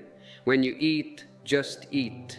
Taste the food. Smell it. Feel it nourish you. Most of you swallow without tasting. You eat your worries, not your food. You are swallowing your anger, your anxiety, your plans. No wonder you have indigestion. No wonder your body feels heavy. You are feeding it stress. When you listen, don't prepare your reply. Look at people when they talk. Watch them. They are not listening to you. Their eyes are glazed over. They are waiting for a gap in your breath so they can jump in with their own opinion. They are rehearsing their lines. Simply listen. Be a hollow bamboo. Let their words enter you. Don't judge them immediately. Just receive. Each small act done consciously becomes sacred. There is no difference between sweeping the floor and praying in a church. If you sweep the floor with total love, with total presence, it is a prayer. And if you pray in church while thinking about the football game, it is a sin. It is an insult to existence. When awareness enters daily life, thought becomes a tool instead of a trap. You no longer think unnecessarily. The background noise, the static on the radio begins to fade. But when thought is needed, it becomes precise, sharp, useful. It becomes like a well-honed blade instead of a rusty machine grinding endlessly. You don't suppress the mind, you simply put it in its right place. The mind is a tool for survival and logic. It is not a tool for living. You drive the car when you need to, and you park it when the journey ends. Right now, your car drives you.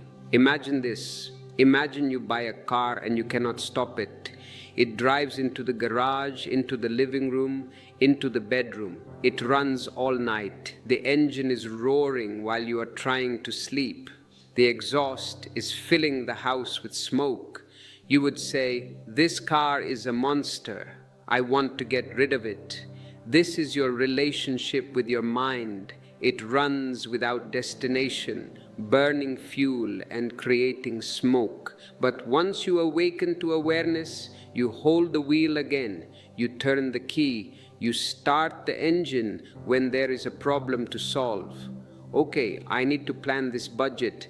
You use the logic, you use the memory, and when the budget is finished, you turn the key off. Silence. You use the mind without being used by it. The art is simple. Remember yourself in the midst of the doing. This is the technique I call the double arrow. One arrow of attention goes out to the world, to the work, to the person, to the road. The other arrow of attention points in to the one who is looking, to the center, to the breathing. When you are talking, a part of you silently observes the words. You hear your own voice as if it is someone else's. When you are walking, something within you watches each step. You feel the contact of the foot on the ground.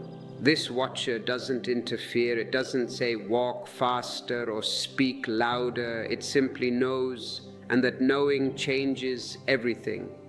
The moment you bring awareness to anything, it becomes meditation. You can be cooking, cleaning, sitting in traffic, even arguing. Yes, even arguing. If you can argue with awareness, the argument will change quality immediately. You will not say things you regret. You will not hit below the belt. You will see the ego of the other person, and you will see your own ego dancing. And suddenly, you might just laugh. The outer action continues, but inside there is stillness. Don't misunderstand. This awareness doesn't mean detachment or coldness. People fear that if they become aware, they will become zombies. I won't love my wife anymore. I won't care about my job. No, you will care more, but the quality of the care will be different. You'll still laugh, cry, love, and feel deeply. In fact, you will feel more deeply because the barrier of thought is gone. When you see a sunset without thinking, oh, that looks like a painting, you see the real sunset. The raw beauty hits you, but your center will remain untouched. Emotions will pass through you, but they won't leave scars anymore. This is the secret of the lotus leaf. It sits in the water, but the water does not wet it. Dew drops roll off. Anger may arise. It is a biological response. Someone steps on your toe, anger comes, but you will see it arise. You will see the mechanism. Ah, adrenaline. Ah, heat. Jealousy may appear, but you'll watch it with the same clarity as you'd watch clouds moving across the sky. And that simple watching dissolves the emotion's poison. The poison is in the clinging. The poison is in the story. He stepped on my toe because he hates me. He has always disrespected me. That is the poison. The event is just a foot on a foot. Pain. The watching leaves only understanding behind. Let me tell you a story, a famous Zen story. A monk once asked his master, "What is meditation? What is the secret of your peace?" The master replied, "When I eat, I eat. When I sleep, I sleep." The monk was confused. He said, "But master, that's what everyone does. Everyone eats, everyone sleeps. Are they all enlightened?" The master smiled and said, "No, that is not what everyone does. When others eat, their mind is elsewhere. They are in the future, worrying about tomorrow. They are in the past, regretting yesterday. They are in their dreams, in their plans. They are swallowing their contracts, their arguments, their ambitions. They are not eating. And when they sleep, they are not sleeping. They are tossing and turning. They are dreaming nightmares. They are fighting battles in their beds. They wake up exhausted. When I eat, I am completely here. There is only the eating. When I sleep, I am completely here. There is only the sleeping. That is the whole secret. The act itself is not important. Presence is. If you are digging a ditch with presence, it is holy. If you are leading a nation without presence, it is chaos. Life becomes effortless when awareness flows through it. You stop feeling torn between what is and what should be. There's no longer a gap between action and being. That gap was the birthplace of anxiety. That gap was where overthinking lived. I am here, but I should be there. I am doing this, but I should be doing that. Once awareness fills that gap, everything aligns naturally. You don't need to control your life. It starts to move on its own rhythm, perfectly synchronized with existence. This is what I mean when I say, live with the mind, but don't be lost in it. Don't make an enemy of your thoughts. Make them your servants. Be a polite host, but a firm one. When a thought appears, acknowledge it gently. Thank you, I see you. Don't slam the door, don't shout, just nod, and it will bow to you. When an emotion arises, let it come, let it pass. You will discover that thoughts are like guests. They only stay when you entertain them. If a guest comes to your house and you give them tea, cake, and conversation, they will stay for hours. If you ignore them, if you just go about your business, they will say, "This host is boring," and they will leave. Your thoughts are guests. You keep serving them tea, you keep serving them cake. Oh, a worry about money? Sit down, let's talk about it for 3 hours. Stop serving tea to the unwanted guests. Once you stop hosting them, they leave quietly. Slowly, Awareness spreads from moments of formal meditation into the whole fabric of your day. It is like a drop of dye in a glass of water. At first, it is just a drop, but slowly the color spreads until the whole glass is transformed. It becomes like perfume. You don't see it, but you feel it everywhere. It changes the atmosphere of your home. It changes the atmosphere of your office. Even when challenges appear, even when the world tests you, and the world will test you, that is its job, you'll find an unshakable calm within. People will wonder why nothing seems to disturb you anymore. They will see the storm raging, they will see the market crashing, they will see the problems, and they will look at your face and see a placid lake. They will ask, "Are you on drugs? Do you not care?" And you'll smile because they won't know the secret. They won't know you no longer live from the surface. You live from the center. The surface is always wavy. The center is always still. The cyclone spins at 200 miles per hour, but the center of the cyclone is absolute silence. You are that center. This is living in meditation, not separating stillness from movement, not dividing spirit from matter, not saying this is holy and this is unholy. Everything is holy when the eyes are open. When awareness becomes your constant companion, life becomes one seamless flow. Work and rest, silence and sound, thought and no thought, all harmonizing together like notes in a song. You don't prefer one over the other. You dance with both. And the beauty of it is, nothing changes on the outside. The world remains as it is. Your boss is still angry. The traffic is still slow. The politicians are still corrupt. The prices are still rising. But your relationship to it transforms completely. You move through life like a lotus in the lake, surrounded by water, yet untouched by it. The water cannot claim the lotus, the mud cannot soil the lotus, and from here a deeper transformation begins to happen naturally. Not something you do, but something that happens to you. This is grace. Awareness becomes so integrated that even when thoughts arise, they carry no tension. They are weightless. Even when problems appear, they feel light. They feel like puzzles to be played with, not burdens to be carried. You realize that peace isn't something to achieve. It's what remains when awareness becomes your way of living. So this is where the real journey begins, the journey of living awareness, where there's no division between meditation and existence, where silence walks with you through every noise, where stillness breathes through every motion. And now, beloved ones, let us move into the heart of this mystery. What happens when awareness flowers completely? We have talked about the seed. We have talked about the sprout. Now we must talk about the flower. What happens when you no longer need to practice presence because presence becomes who you are?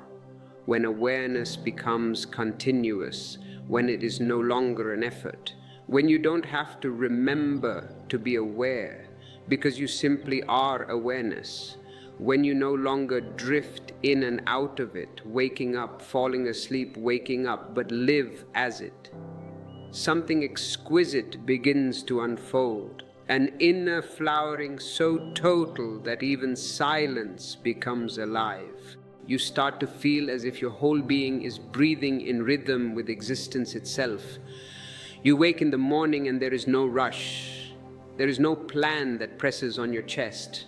There is no subtle tension, only a soft sense of being carried by life. The mind may still whisper, it is a habit after all, but you don't listen. The body may still move, but at the center, everything is utterly still. This stillness is not something you create. It blossoms naturally when resistance disappears. It is the fragrance of acceptance. It is the music of surrender. It is the ease that comes when you no longer try to manage life, but allow life to move through you. If you are ready to allow this life to move through you, if you are ready to stop managing and start living, I invite you to click the join button below. Our members area is a sanctuary for those who are serious about this flowering. By joining, you support this channel, yes, but you also affirm your own dedication to the path of surrender. Or share this video with a friend who is struggling with the weight of managing their life. Be a channel for their peace. Awareness, when it flowers, becomes love. Please listen to this carefully. Awareness is not intellectual. When awareness reaches its peak, it transforms into love. Not the love that depends on someone or something, not the love that says, I love you because you are beautiful, or I love you because you give me money, but a vast, unconditional tenderness that touches everything around you. You begin to notice how every small thing glows with meaning. The light filtering through leaves. You have seen it 1,000 times, but today it brings tears to your eyes. Why?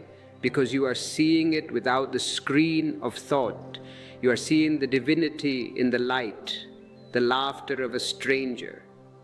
Before it was just noise, now it is music. Even the sound of rain on your window, it becomes a lullaby from the universe. These things were always there. The world has always been beautiful. It is paradise. But overthinking made you deaf and blind to them. You were too busy looking at your phone, looking at your worries. Now in stillness, you see them as if for the first time. The mind was too busy naming, labeling, analyzing.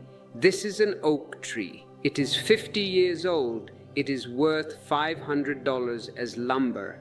This is the mind. It kills the tree. It turns the mystery into a commodity. But awareness does not label.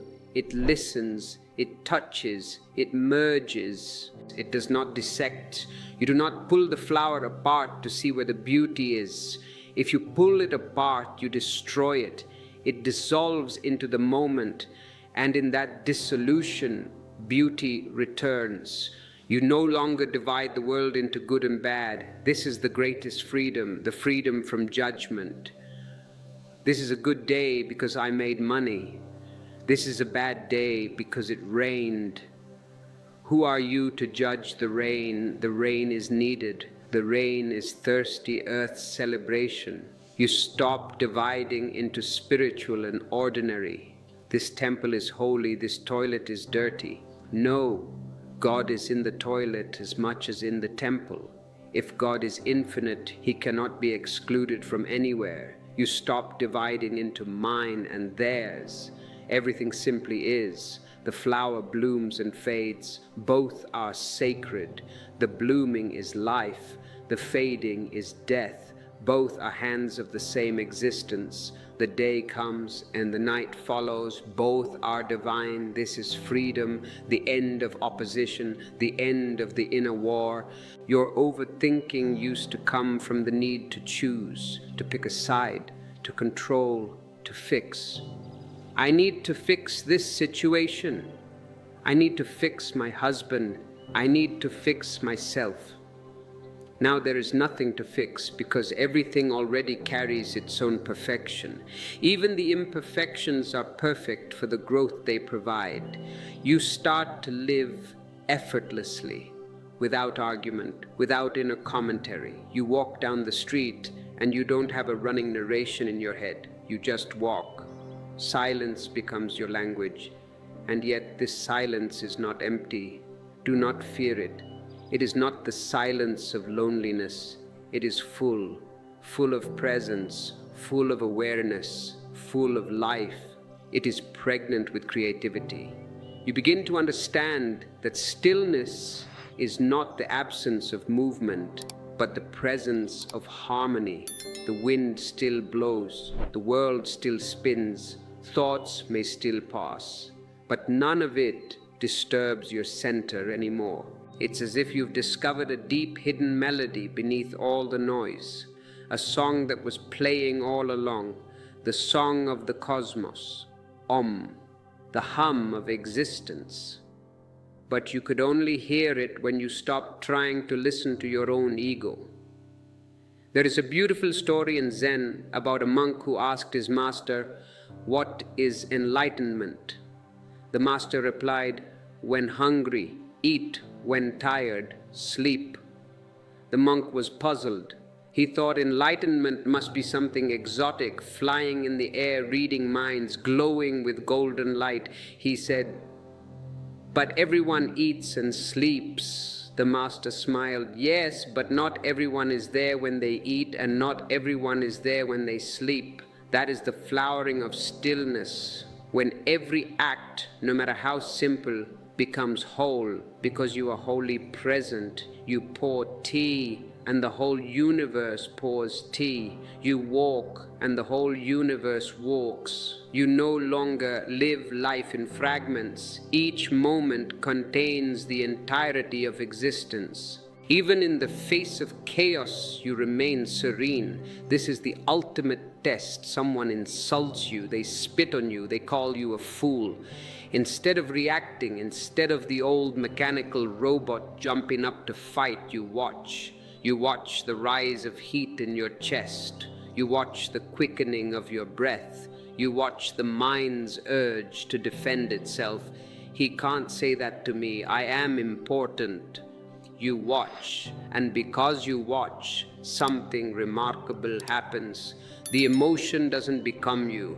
It doesn't hijack your nervous system. It's seen, felt, and released, like a wave dissolving back into the sea.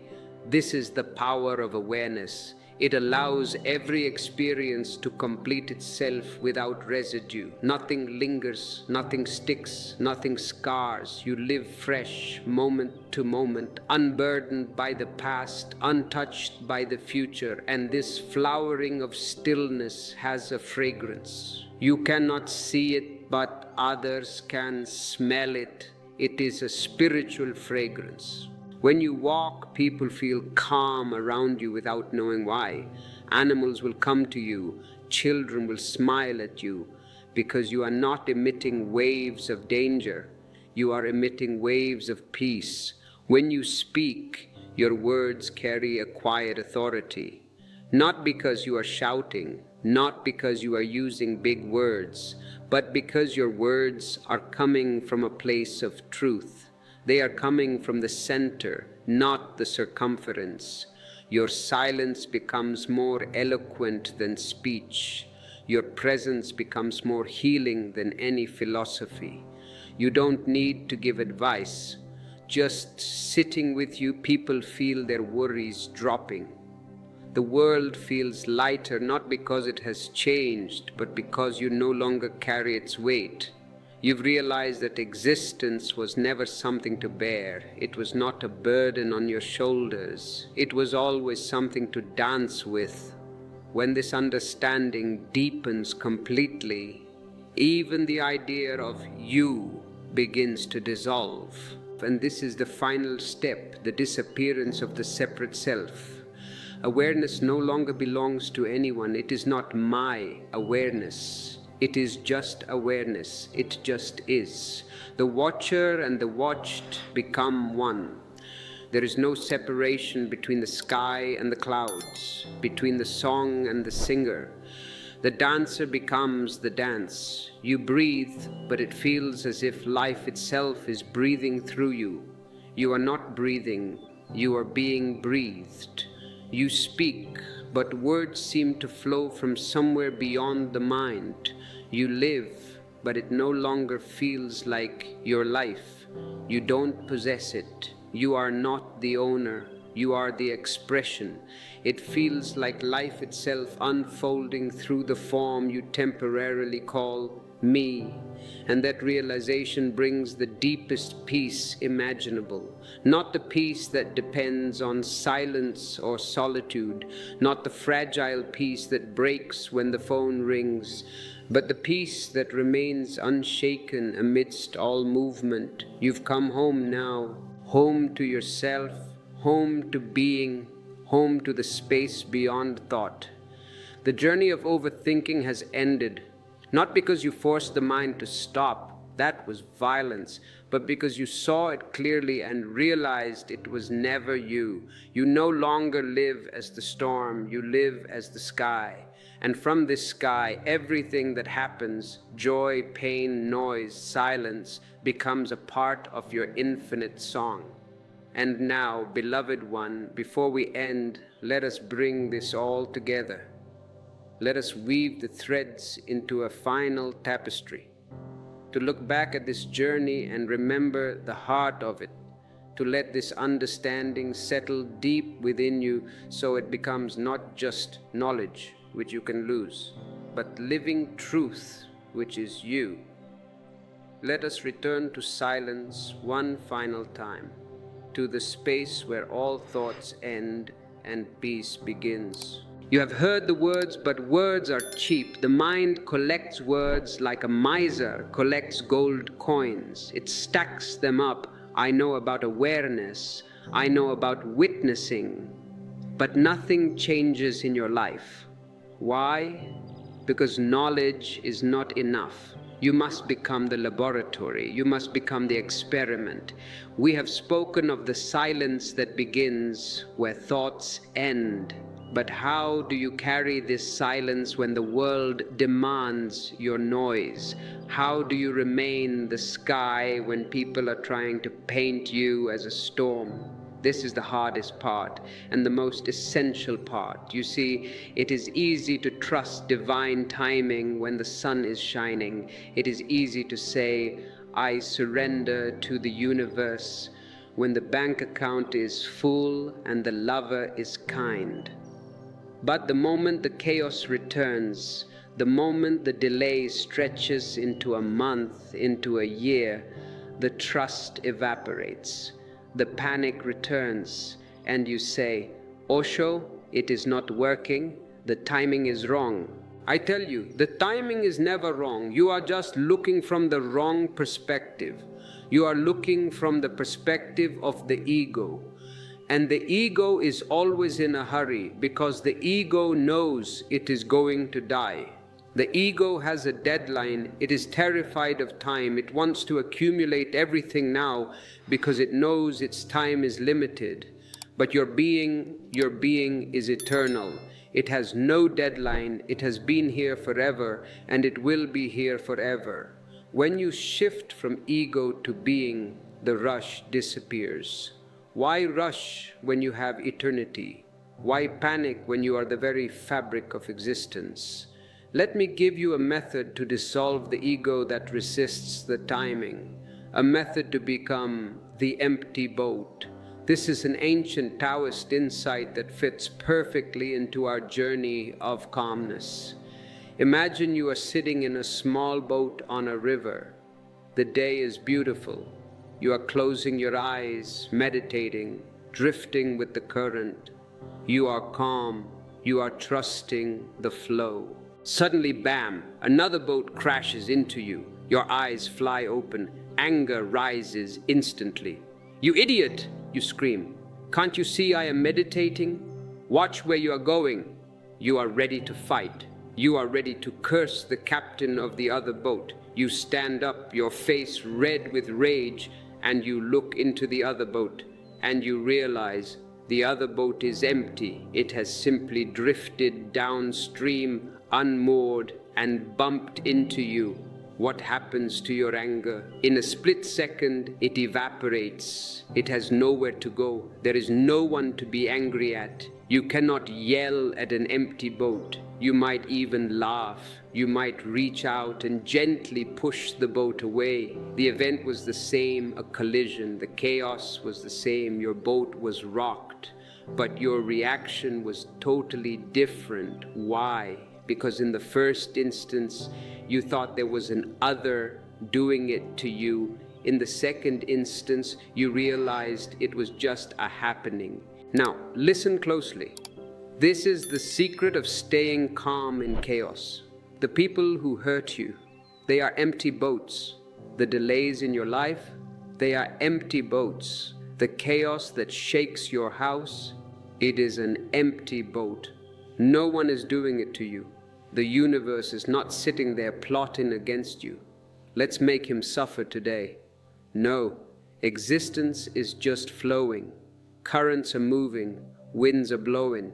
People act out of their own unconsciousness. Your boss is angry not because of you, but because his own boat is full of rocks. Your partner is distant not because they want to hurt you, but because they are adrift in their own storm.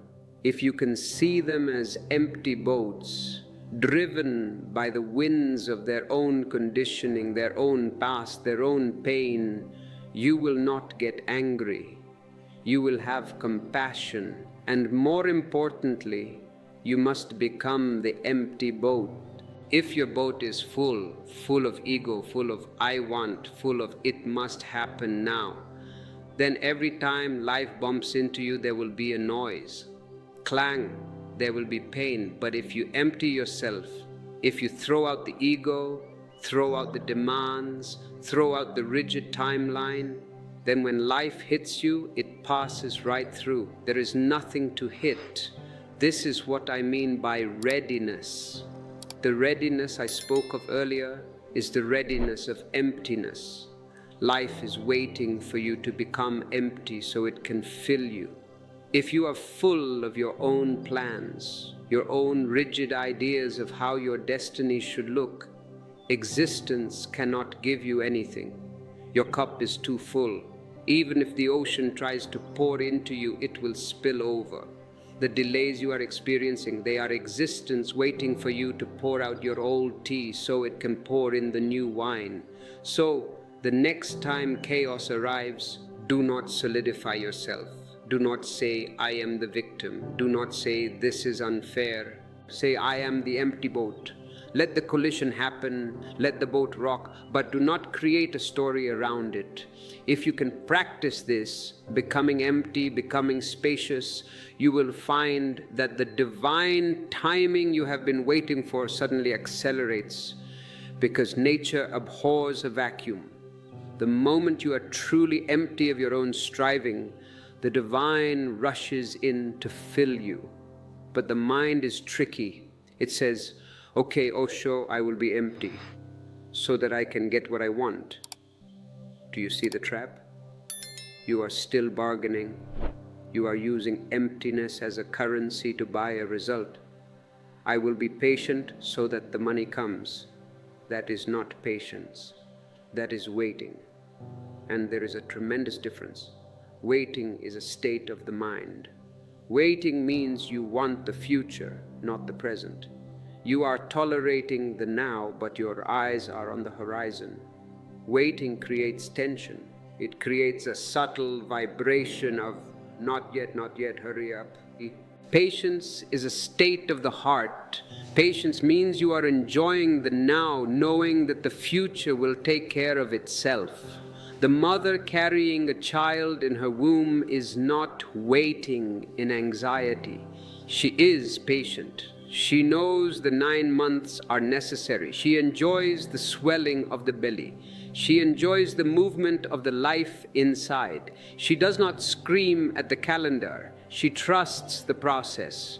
You must move from waiting to patience. How? By falling in love with the moment you are in, even if it is a difficult moment, even if it is a lonely moment.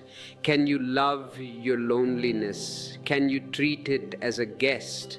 Can you see that this loneliness is carving a depth in you that happiness never could?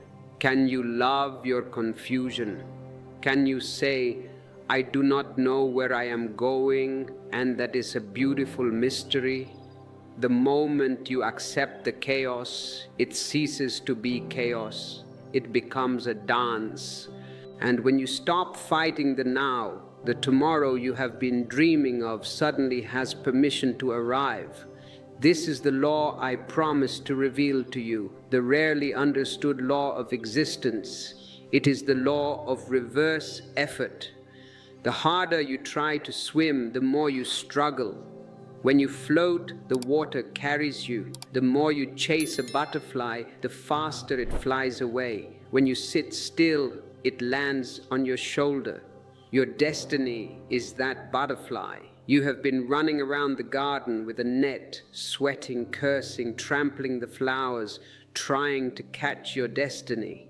And you are surprised that it is evading you. Sit down, be still, be the empty boat, and you will be amazed. The things you chased for 10 years will come to you in 10 minutes. This is not a metaphor. I have seen this happen in thousands of lives. The moment the seeking stops, the finding begins. But you must be brave enough to stop. You must be brave enough to look like a failure to the world. The world says, run, achieve, push. If you sit under a tree and breathe, the world says, you are lazy, you are wasting your life. Let them talk. They are the ones with high blood pressure. They are the ones with ulcers. They are the ones who die without ever having lived. You are not wasting your life, you are finding your life. If you are brave enough to sit under the tree, if you are brave enough to trust the silence while others run, I ask you to support this message. The world needs more people who are brave enough to stop. Click the super thanks button below as a gesture of your courage. It is a way of planting a flag in the ground and saying, I choose peace over panic. Now, I want to give you a very specific tool, a tool to use when the storm is at its loudest. When the empty boat visualization is too hard because the emotions are too strong. I call this the stop exercise. It comes from the teachings of Gurdjieff, but I have adapted it for you. When you feel the chaos taking over, when the anxiety is spinning, when you are rushing, when you are about to yell or make a desperate decision, I want you to suddenly shout, internally or externally, stop, and then freeze. Literally freeze your body. Do not move a muscle. If your hand was reaching for the phone, freeze it in midair. If your mouth was open to speak, keep it open. If you were walking, stop with 1 foot raised just for 10 seconds. Total immobility. Why? Because body and mind are linked. When the mind is chaotic, the body is restless. But the reverse is also true. If you can freeze the body completely, the mind enters a state of shock. It loses its momentum. The chain of unconscious association is broken.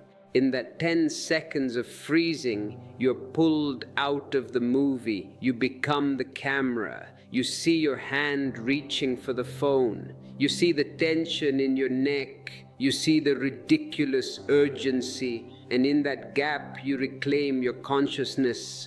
You break the robot. After 10 seconds, you can move again, but you will move differently. You will move with awareness. You might decide not to make that call. You might decide to sit down instead of rushing. This stop is a knife that cuts the cord of the past. It creates a space for the new to enter. Try it today. Catch yourself in the middle of your rush and just freeze. You will feel a sudden rush of energy. That is the energy you were about to waste, now returning to your center. It is a powerful secret. And as you practice this, stopping, emptying, witnessing, you will begin to notice that the delays in your life are changing their character. You will stop seeing them as waiting time. You will start seeing them as growing time. You will realize that while you were waiting for the job, you learned humility. While you were waiting for the love, you learned independence. While you were waiting for the healing, you learned compassion for others who are in pain. Nothing was wasted. The universe is a very efficient ecologist. It wastes nothing.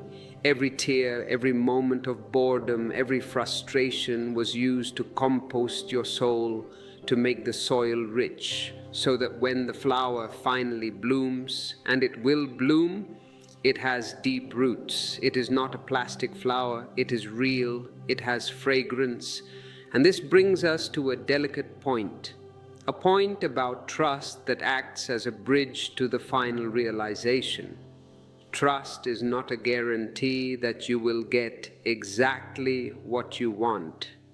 This is where the law of attraction teachers mislead you. They say visualize a red Ferrari and trust, and you will get a red Ferrari. This is childish.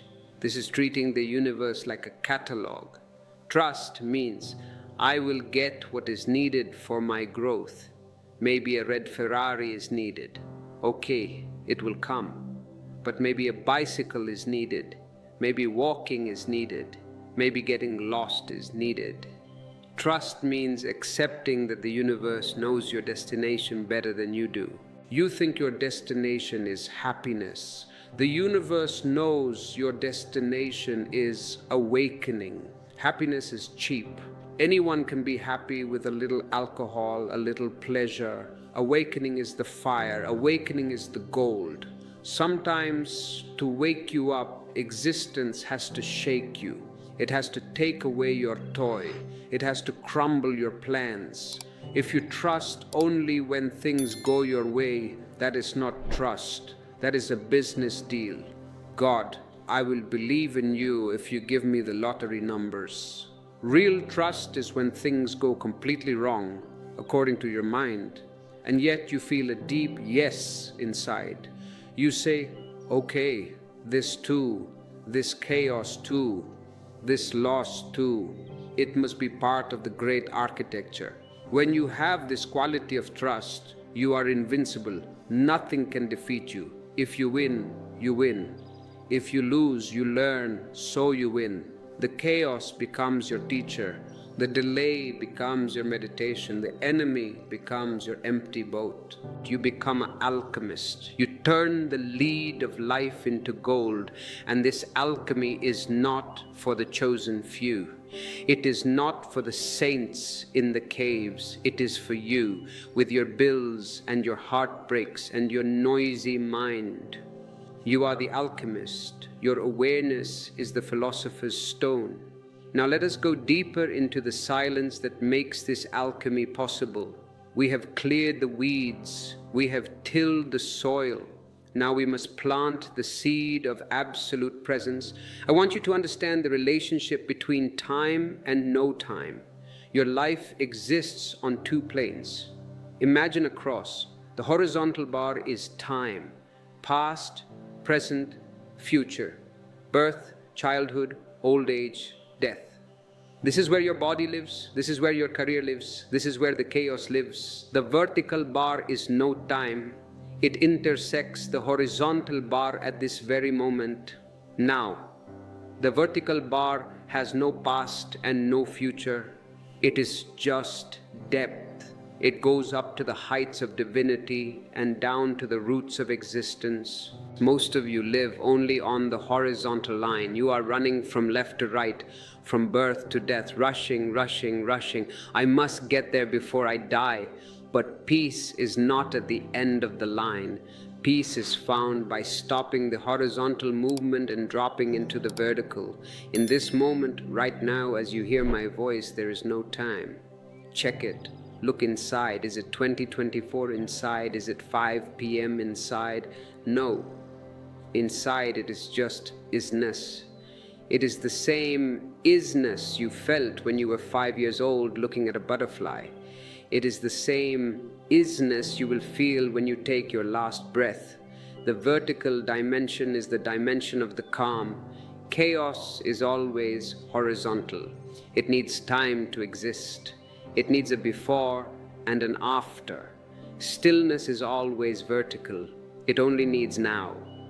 When I say stay calm in chaos, I am saying when the horizontal world is shaking, drop into the vertical shaft. The storm can blow on the surface, but if you go deep enough into the vertical, the water is still. You do not have to fix the horizontal line. You cannot. The world will always be crazy. There will always be wars, pandemics, economic crises, family dramas. That is the nature of the horizontal. It is a soap opera. Don't try to make the soap opera into a still photograph. It won't work. Instead, find the remote control, switch channels, go to the channel of witnessing. Suddenly you are watching the soap opera, but you are not in the soap opera. You are safe. This is the sanctuary. This is the refuge. The Buddha called it taking refuge in the Dharma. I call it taking refuge in the now.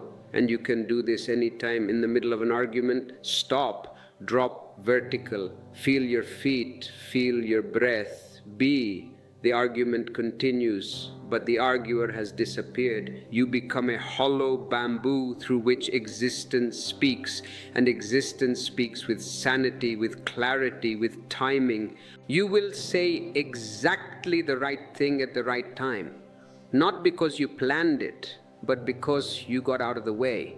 This is the secret of divine timing. It is not a schedule. It is a flow that happens when you are vertical. When you are vertical, you are plugged into the main frame of the universe. You are downloaded with the right action. When you are horizontal, you are running on batteries, and your batteries are running low. Plug in, connect to the source. And how do you plug in? By accepting this moment exactly as it is. If it is chaotic, accept the chaos. Yes, it is chaotic. If it is painful, accept the pain. Yes, it hurts. If it is slow, accept the slowness. Yes, we are waiting. The yes is the plug. The no, the resistance, the fighting, the it should be different is the disconnection. Say yes to your life. A total, radical, unconditional yes. Yes to the debt, yes to the breakup, yes to the confusion. This sounds dangerous to the mind. The mind says, if I say yes, I will stay stuck. No, the opposite is true. The moment you say yes, you relax. The energy that was tied up in fighting is released, and that released energy becomes the movement forward. Acceptance is the accelerator, resistance is the brake. You have been driving with the handbrake on, creating smoke and burning your engine. Release the brake, say yes, and watch how the car of your life glides forward. You will find that the chaos was actually a tunnel, and because you stopped fighting the walls of the tunnel, you moved through it and came out into the light. The new order you were promised, it is waiting at the end of the yes. So, my invitation to you in this section of our journey is simple. Be the empty boat. Practice the stop. Drop from the horizontal to the vertical and say yes to whatever arises. If you do these 4 things, even imperfectly, even just once a day, you will see the texture of your time changing. You will no longer be a slave to the clock. You will be a child of eternity. And from this vantage point of eternity, we can finally understand the ultimate purpose of your life's challenges. We can see the full picture of why you had to break before you could become whole. Let us move now to the penultimate understanding, the synthesis of all that we have learned. The synthesis of all that we have learned is this: you are not separate from the chaos, and you are not separate from the order. You are the space in which they dance together. You have spent your life trying to choose one and reject the other. You say, I want the order, I do not want the chaos, I want the flower, I do not want the mud. But existence is non-dual. It is a package deal. To reject the mud is to reject the flower. To reject the storm is to reject the silence that follows it. The ultimate purpose of your challenges, the reason why your time seems delayed, is to break your addiction to duality, to force you to become so big, so vast, that you can hold both the pleasure and the pain with equal grace.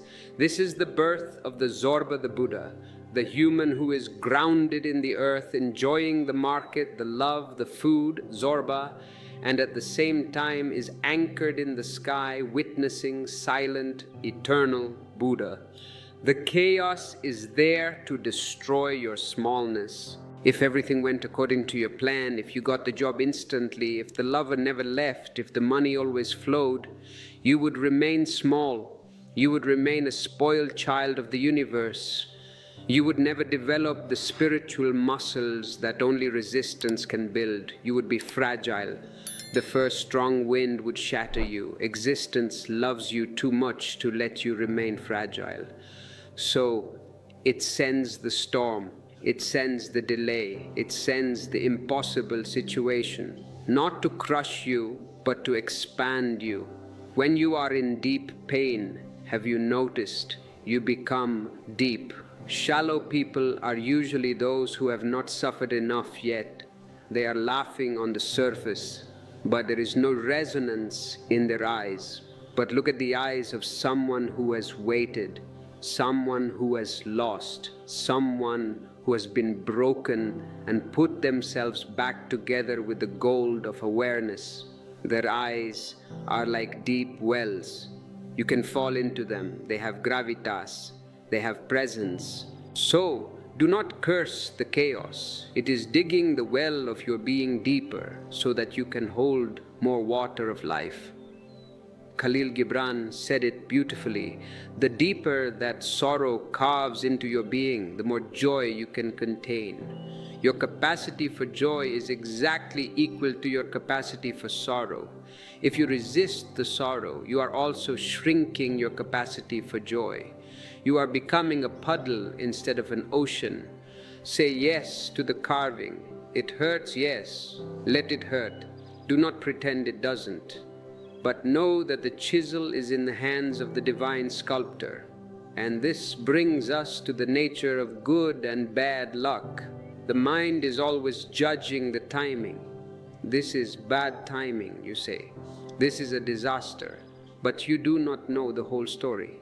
You are reading page 45 of a 500-page book. You cannot judge the plot yet. There is a famous Taoist story that illustrates this perfectly. I love this story because it is the antidote to all anxiety about timing. There was an old farmer who had a horse. One day the horse ran away. The neighbors came and said, "Such bad luck, your only horse is gone." The farmer simply said, "Maybe." The next day, the horse returned, bringing with it 3 wild horses. The neighbors came and celebrated. "Such good luck, now you have 4 horses." The farmer simply said, "Maybe."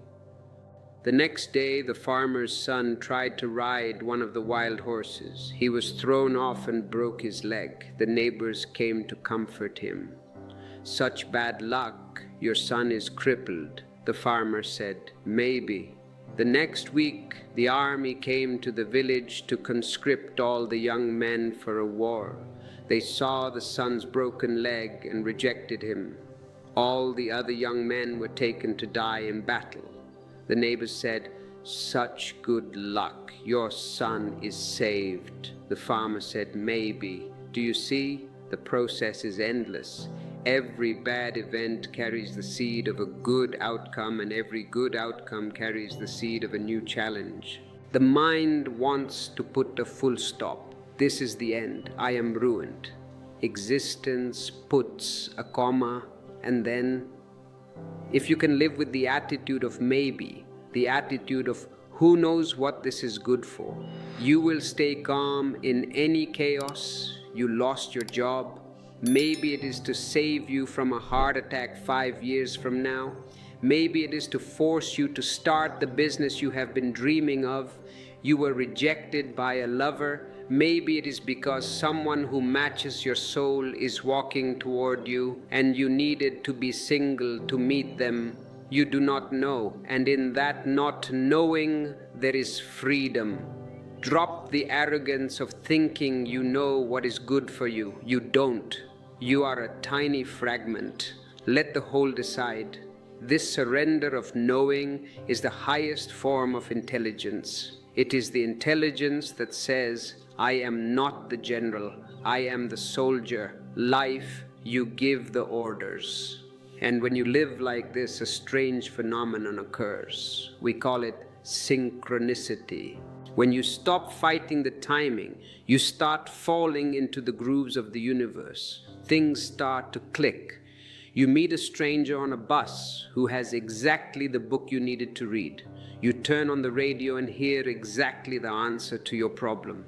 You get a sudden urge to walk down a different street and you find something you were looking for. These are not accidents. These are the signs that you are aligned. You are vibrating at the frequency of the now. When you are vertical, you become a magnet for miracles. But remember, a miracle is not what the ego wants. A miracle is what the soul needs. Sometimes the miracle is a gentle breeze. Sometimes the miracle is a hurricane that destroys your house so you can build a better one. Both are grace. If you are beginning to see the grace in your own hurricanes, if you are beginning to look at your bad luck and say, maybe, please share this video with a friend who is currently cursing their luck. Be the voice of the farmer for them. Help them see the comma instead of the full stop. Now let us address the final barrier to this trust, the barrier of comparison. This is the thief of your timing. You look at your watch and then you look at someone else's watch. He is 25 and he is a millionaire. I am 35 and I am broke. I am late. You are not late. You are in a different time zone. New York is 3 hours ahead of California, but that does not make California slow. That does not make New York better. They are just in different longitudes. Someone graduated at 22, but waited 5 years to find a job. Someone became a CEO at 25 and died at 50. Someone became a CEO at 50 and lived to 90. Someone is still single, while someone else got married at 20 and is now divorced. Everyone is running their own race, in their own time. You are not behind, you are not ahead. You are exactly where your coordinates in the cosmos dictate you should be. To compare your timing with another is violence against your soul. It is like a rose comparing itself to a bamboo tree. The rose blooms quickly, looks beautiful, smells sweet, and then fades. The bamboo tree, the bamboo is a master of timing. Do you know the story of the Chinese bamboo? You plant the seed, you water it, you fertilize it. For the first year you see nothing, no sprout, just dirt. You water it for the second year, nothing. The third year, nothing. The fourth year, nothing. The neighbors laugh at you. You are watering dirt, nothing is growing. You are a fool. Your mind says, give up, it is over, it is a failure. But if you stop watering, the seed dies. You must trust what you cannot see. Then in the 5th year, suddenly a tiny sprout breaks the surface. And within 6 weeks, the bamboo shoots up to 90 feet tall. Did it grow 90 feet in 6 weeks? No, it grew 90 feet in 5 years. For 5 years, it was growing roots. It was building a foundation strong enough to support the height. If it had shot up in the 1st year, without those roots, it would have collapsed. You, my friend, are the bamboo. You have been watering, working, praying, and you see nothing. You see dirt. And you are crying, where is my growth? Where is my reward? It is underground. It is invisible. It is the root system. You are building a root system of character, of resilience, of wisdom. And when your time comes, when you break the surface, your growth will be explosive. It will be exponential. It will surprise everyone, even you. But you must survive the first 4 years. You must survive the dirt phase. Do not give up on the verge of your breakthrough. Most people give up just before the sprout appears.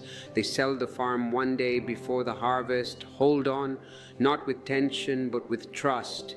Keep watering, keep showing up, keep doing the work, keep staying calm.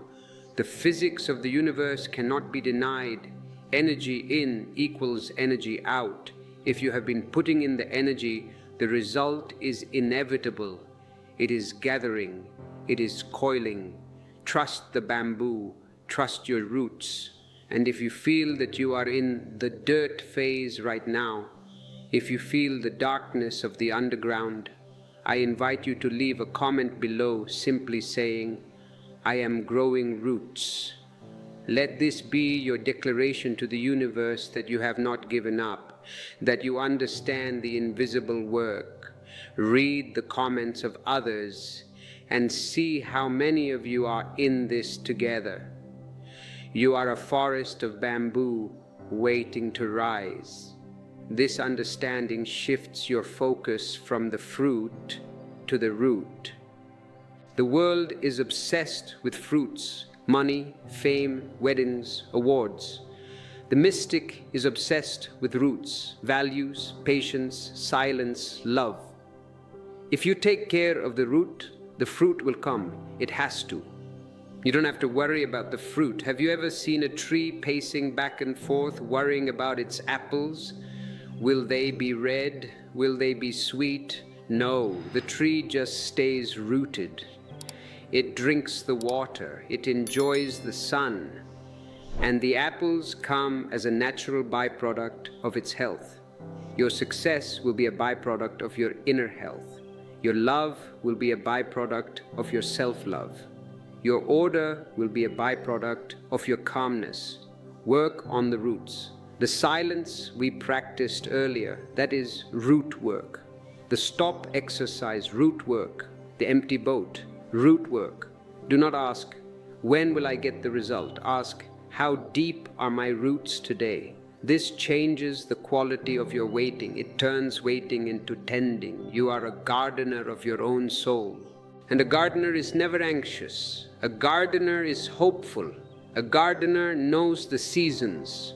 Winter is not a death. Winter is a rest. Winter is when the tree gathers its sap deep inside to survive the cold. If you are in a winter season of your life, do not try to force flowers. It is not the time. Rest. Go inward. Read, meditate, heal. Gather your sap, because spring is coming. It is not a promise, it is a certainty. The earth tilts, the sun returns, and the energy you gathered in winter will burst forth in a riot of color. But you must endure the winter without bitterness. If you become bitter in winter, your flowers will be bitter in spring.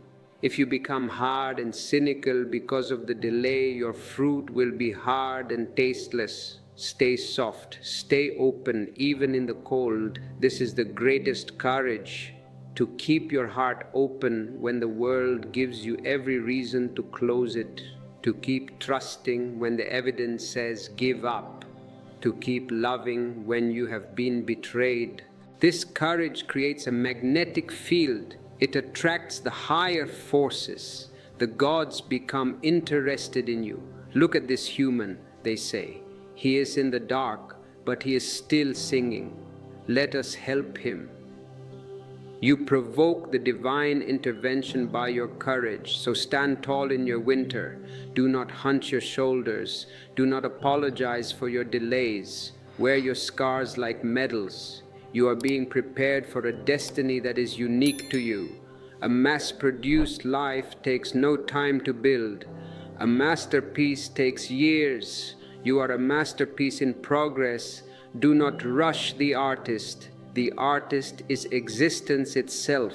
And now, as we approach the final threshold of this journey, I want to prepare you for the integration. We have taken apart the clock. We have thrown away the calendar. We have silenced the mind. We have planted the bamboo. Now, we must simply be. We must return to the state where there is no seeker and no sought, where you are not trying to be calm, but you are the calm. This is the state of sahaj, naturalness, spontaneous flow. When you leave this video, I do not want you to practice these things like a robot. I want you to digest them so they become your blood and bones. I want you to walk differently, to breathe differently, to look at the chaos of the world, the news, the politics, the madness, and smile the smile of the Buddha, the smile that says, I know this is just a play. I know the ending is silence. You are the sanctuary. You are the lighthouse. When the ships are crashing in the dark, they look for the light. Be that light, not by shouting. Lighthouses do not fire cannons to call attention to themselves. They just shine. Shine your calmness, shine your trust, and your time, your true time, will not just come, it will flow from you. You will become the creator of your time. We are ready now for the final blessing, the final sealing of this truth. Let us move to the conclusion where we do not end the journey but begin the living of it. Now we come to the final movement of this journey, the gentle settling of everything we have opened together. You have walked with me through the storm. You have walked with me through the waiting. You have walked through the fire of the mind. And now you stand at the threshold of a new life. I do not want to give you a conclusion. A conclusion means something has ended. In life, nothing ever ends. One door closes, another opens, one breath goes out, another comes in. One wave crashes, another rises. So this is not an ending.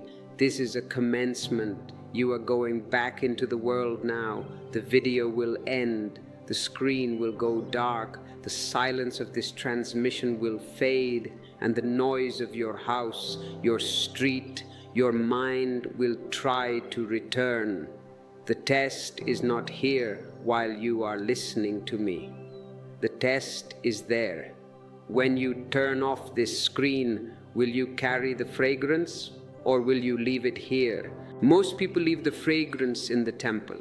They visit the guru, they feel high, they feel peaceful. Then they put their shoes back on and they become the same old angry, anxious person. They treat the temple like a gas station. Fill me up so I can go back to being unconscious. I do not want you to use me as a gas station. I want you to become the source of the fuel. You must carry the temple inside you. When the chaos returns, and remember I promised you it will return, do not be surprised. Do not say, Osho lied to me, the chaos is back. Greet it like an old friend. Ah, here is the wind that strengthens my roots. Welcome. Greet the delay like a teacher. Ah, here is the pause that deepens my patience. Welcome. Greet the anxiety like a cloud. Ah, here is the movement of the mind. I am the sky. You may pass. If you can maintain this witnessing consciousness, you have broken the wheel of suffering. You are free. You are no longer a victim of circumstances. You are the master of your own inner climate.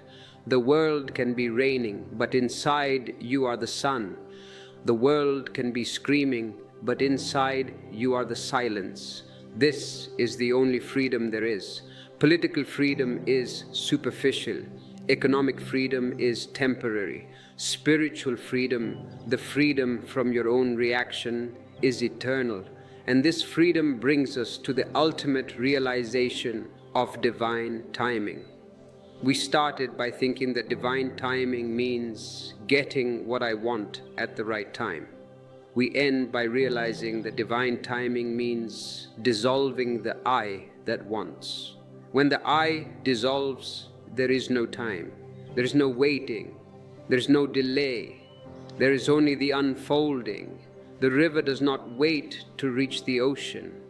It does not look at its watch. It just flows. Sometimes it flows fast. Sometimes it flows slow. Sometimes it falls over a waterfall. Sometimes it stagnates in a pool, but it is always moving toward the ocean. And the moment it enters the ocean, it disappears. It does not say, look at me, I am a river, I have arrived. No, it becomes the ocean. Your destiny is not to be a successful river. Your destiny is to become the oceanic consciousness, to merge with the whole, to lose your definition, to lose your boundaries.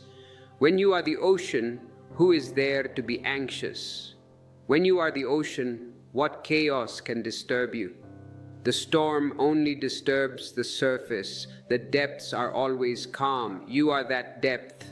I invite you to live from that depth starting today, not tomorrow. Today, start small, walk slower, eat slower, breathe deeper, stop the robot, freeze the mechanism, look at the empty boats, and whenever you feel you are losing the thread, whenever the noise becomes too loud, come back to this space.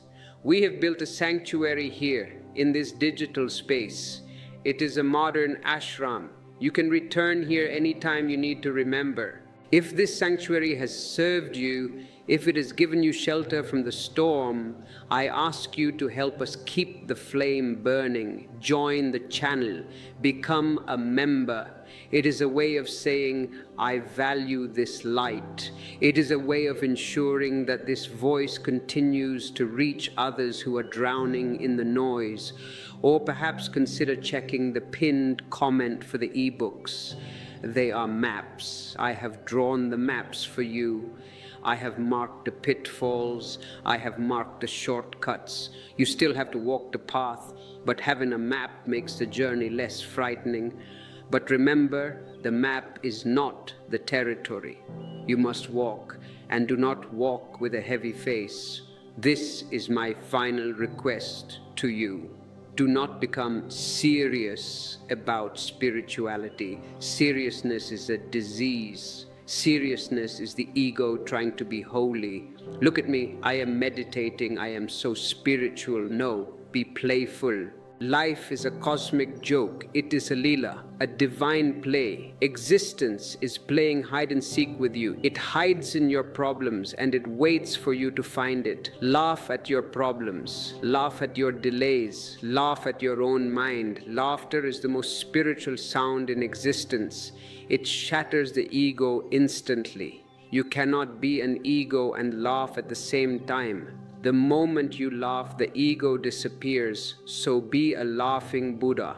Dance with the chaos. If the house is falling down, dance on the ruins. Why not? Crying will not build the house back. Worrying will not fix the walls. But dancing will keep your spirit alive. And a living spirit can build 1,000 houses. Be light, be weightless. The bird can fly because it does not carry luggage. You are carrying too much luggage. The luggage of the past, the luggage of the future, the luggage of what will people say. Drop it right now. Close your eyes for a moment. Imagine you are carrying 2 heavy suitcases. One is labeled past, one is labeled future. Your hands are bleeding, your back is bent, you're exhausted. Now, just open your hands, let them drop. Thud. Feel the lightness in your arms. Feel your spine straighten. Feel the air in your lungs. You are free. You don't need those suitcases. Everything you need is right here, right now. This moment is enough. You are enough.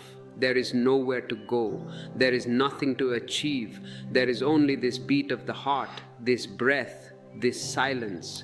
Rest in this, and as you rest, realize that the timing you were so afraid of has already happened. You have arrived, you are alive, you are conscious, you are breathing. The universe has conspired for billions of years. Exploding stars, cooling planets, evolving cells, just to create this moment where you can sit and hear these words. Is that not a miracle? Is that not proof that you are loved? Is that not proof that the timing is perfect? You are exactly where you need to be. The universe has not made a mistake with you. Trust this, and when you trust this, the anxiety evaporates like mist in the morning sun. Go now. Go into your life. But do not go as the old you. Go as the witness. Go as the empty boat. Go as the bamboo waiting for its spring. Go as the lighthouse. And remember, you are never alone. The silence I speak of connects us. In the silence we are one. If you meet someone today who is struggling, give them a smile. Share this calm, share this video, be a conduit. The more you give, the more you have. That is the law of love. I am with you. In every breath you take with awareness, I am there. In every moment you choose trust over fear, I am there. The journey does not end here, it begins here. Walk gently, walk beautifully, walk with the knowledge that your time is not coming. Your time is now. Call to action sequence, spoken softly. If you have walked this far with me, if you have reached the end of this transmission, it means your soul is thirsty. Do not let the thirst die. Subscribe to the channel. It is a small click for your finger, but a giant leap for your consciousness. Leave a comment below, just one word, trust. Let this be your mantra. Let the comment section be a river of trust flowing from all corners of the world. When you write it, you seal it. And if you feel a deep gratitude for this clearing, if you feel that something heavy has been lifted from your heart today, express that gratitude with a super thanks. It is the energy of thank you made visible. Check the description for the tools I have left for you, the books, the meditations. They are there to support you when the voice fades. But above all, be the calm in the chaos. The world is waiting for you. Enough for today.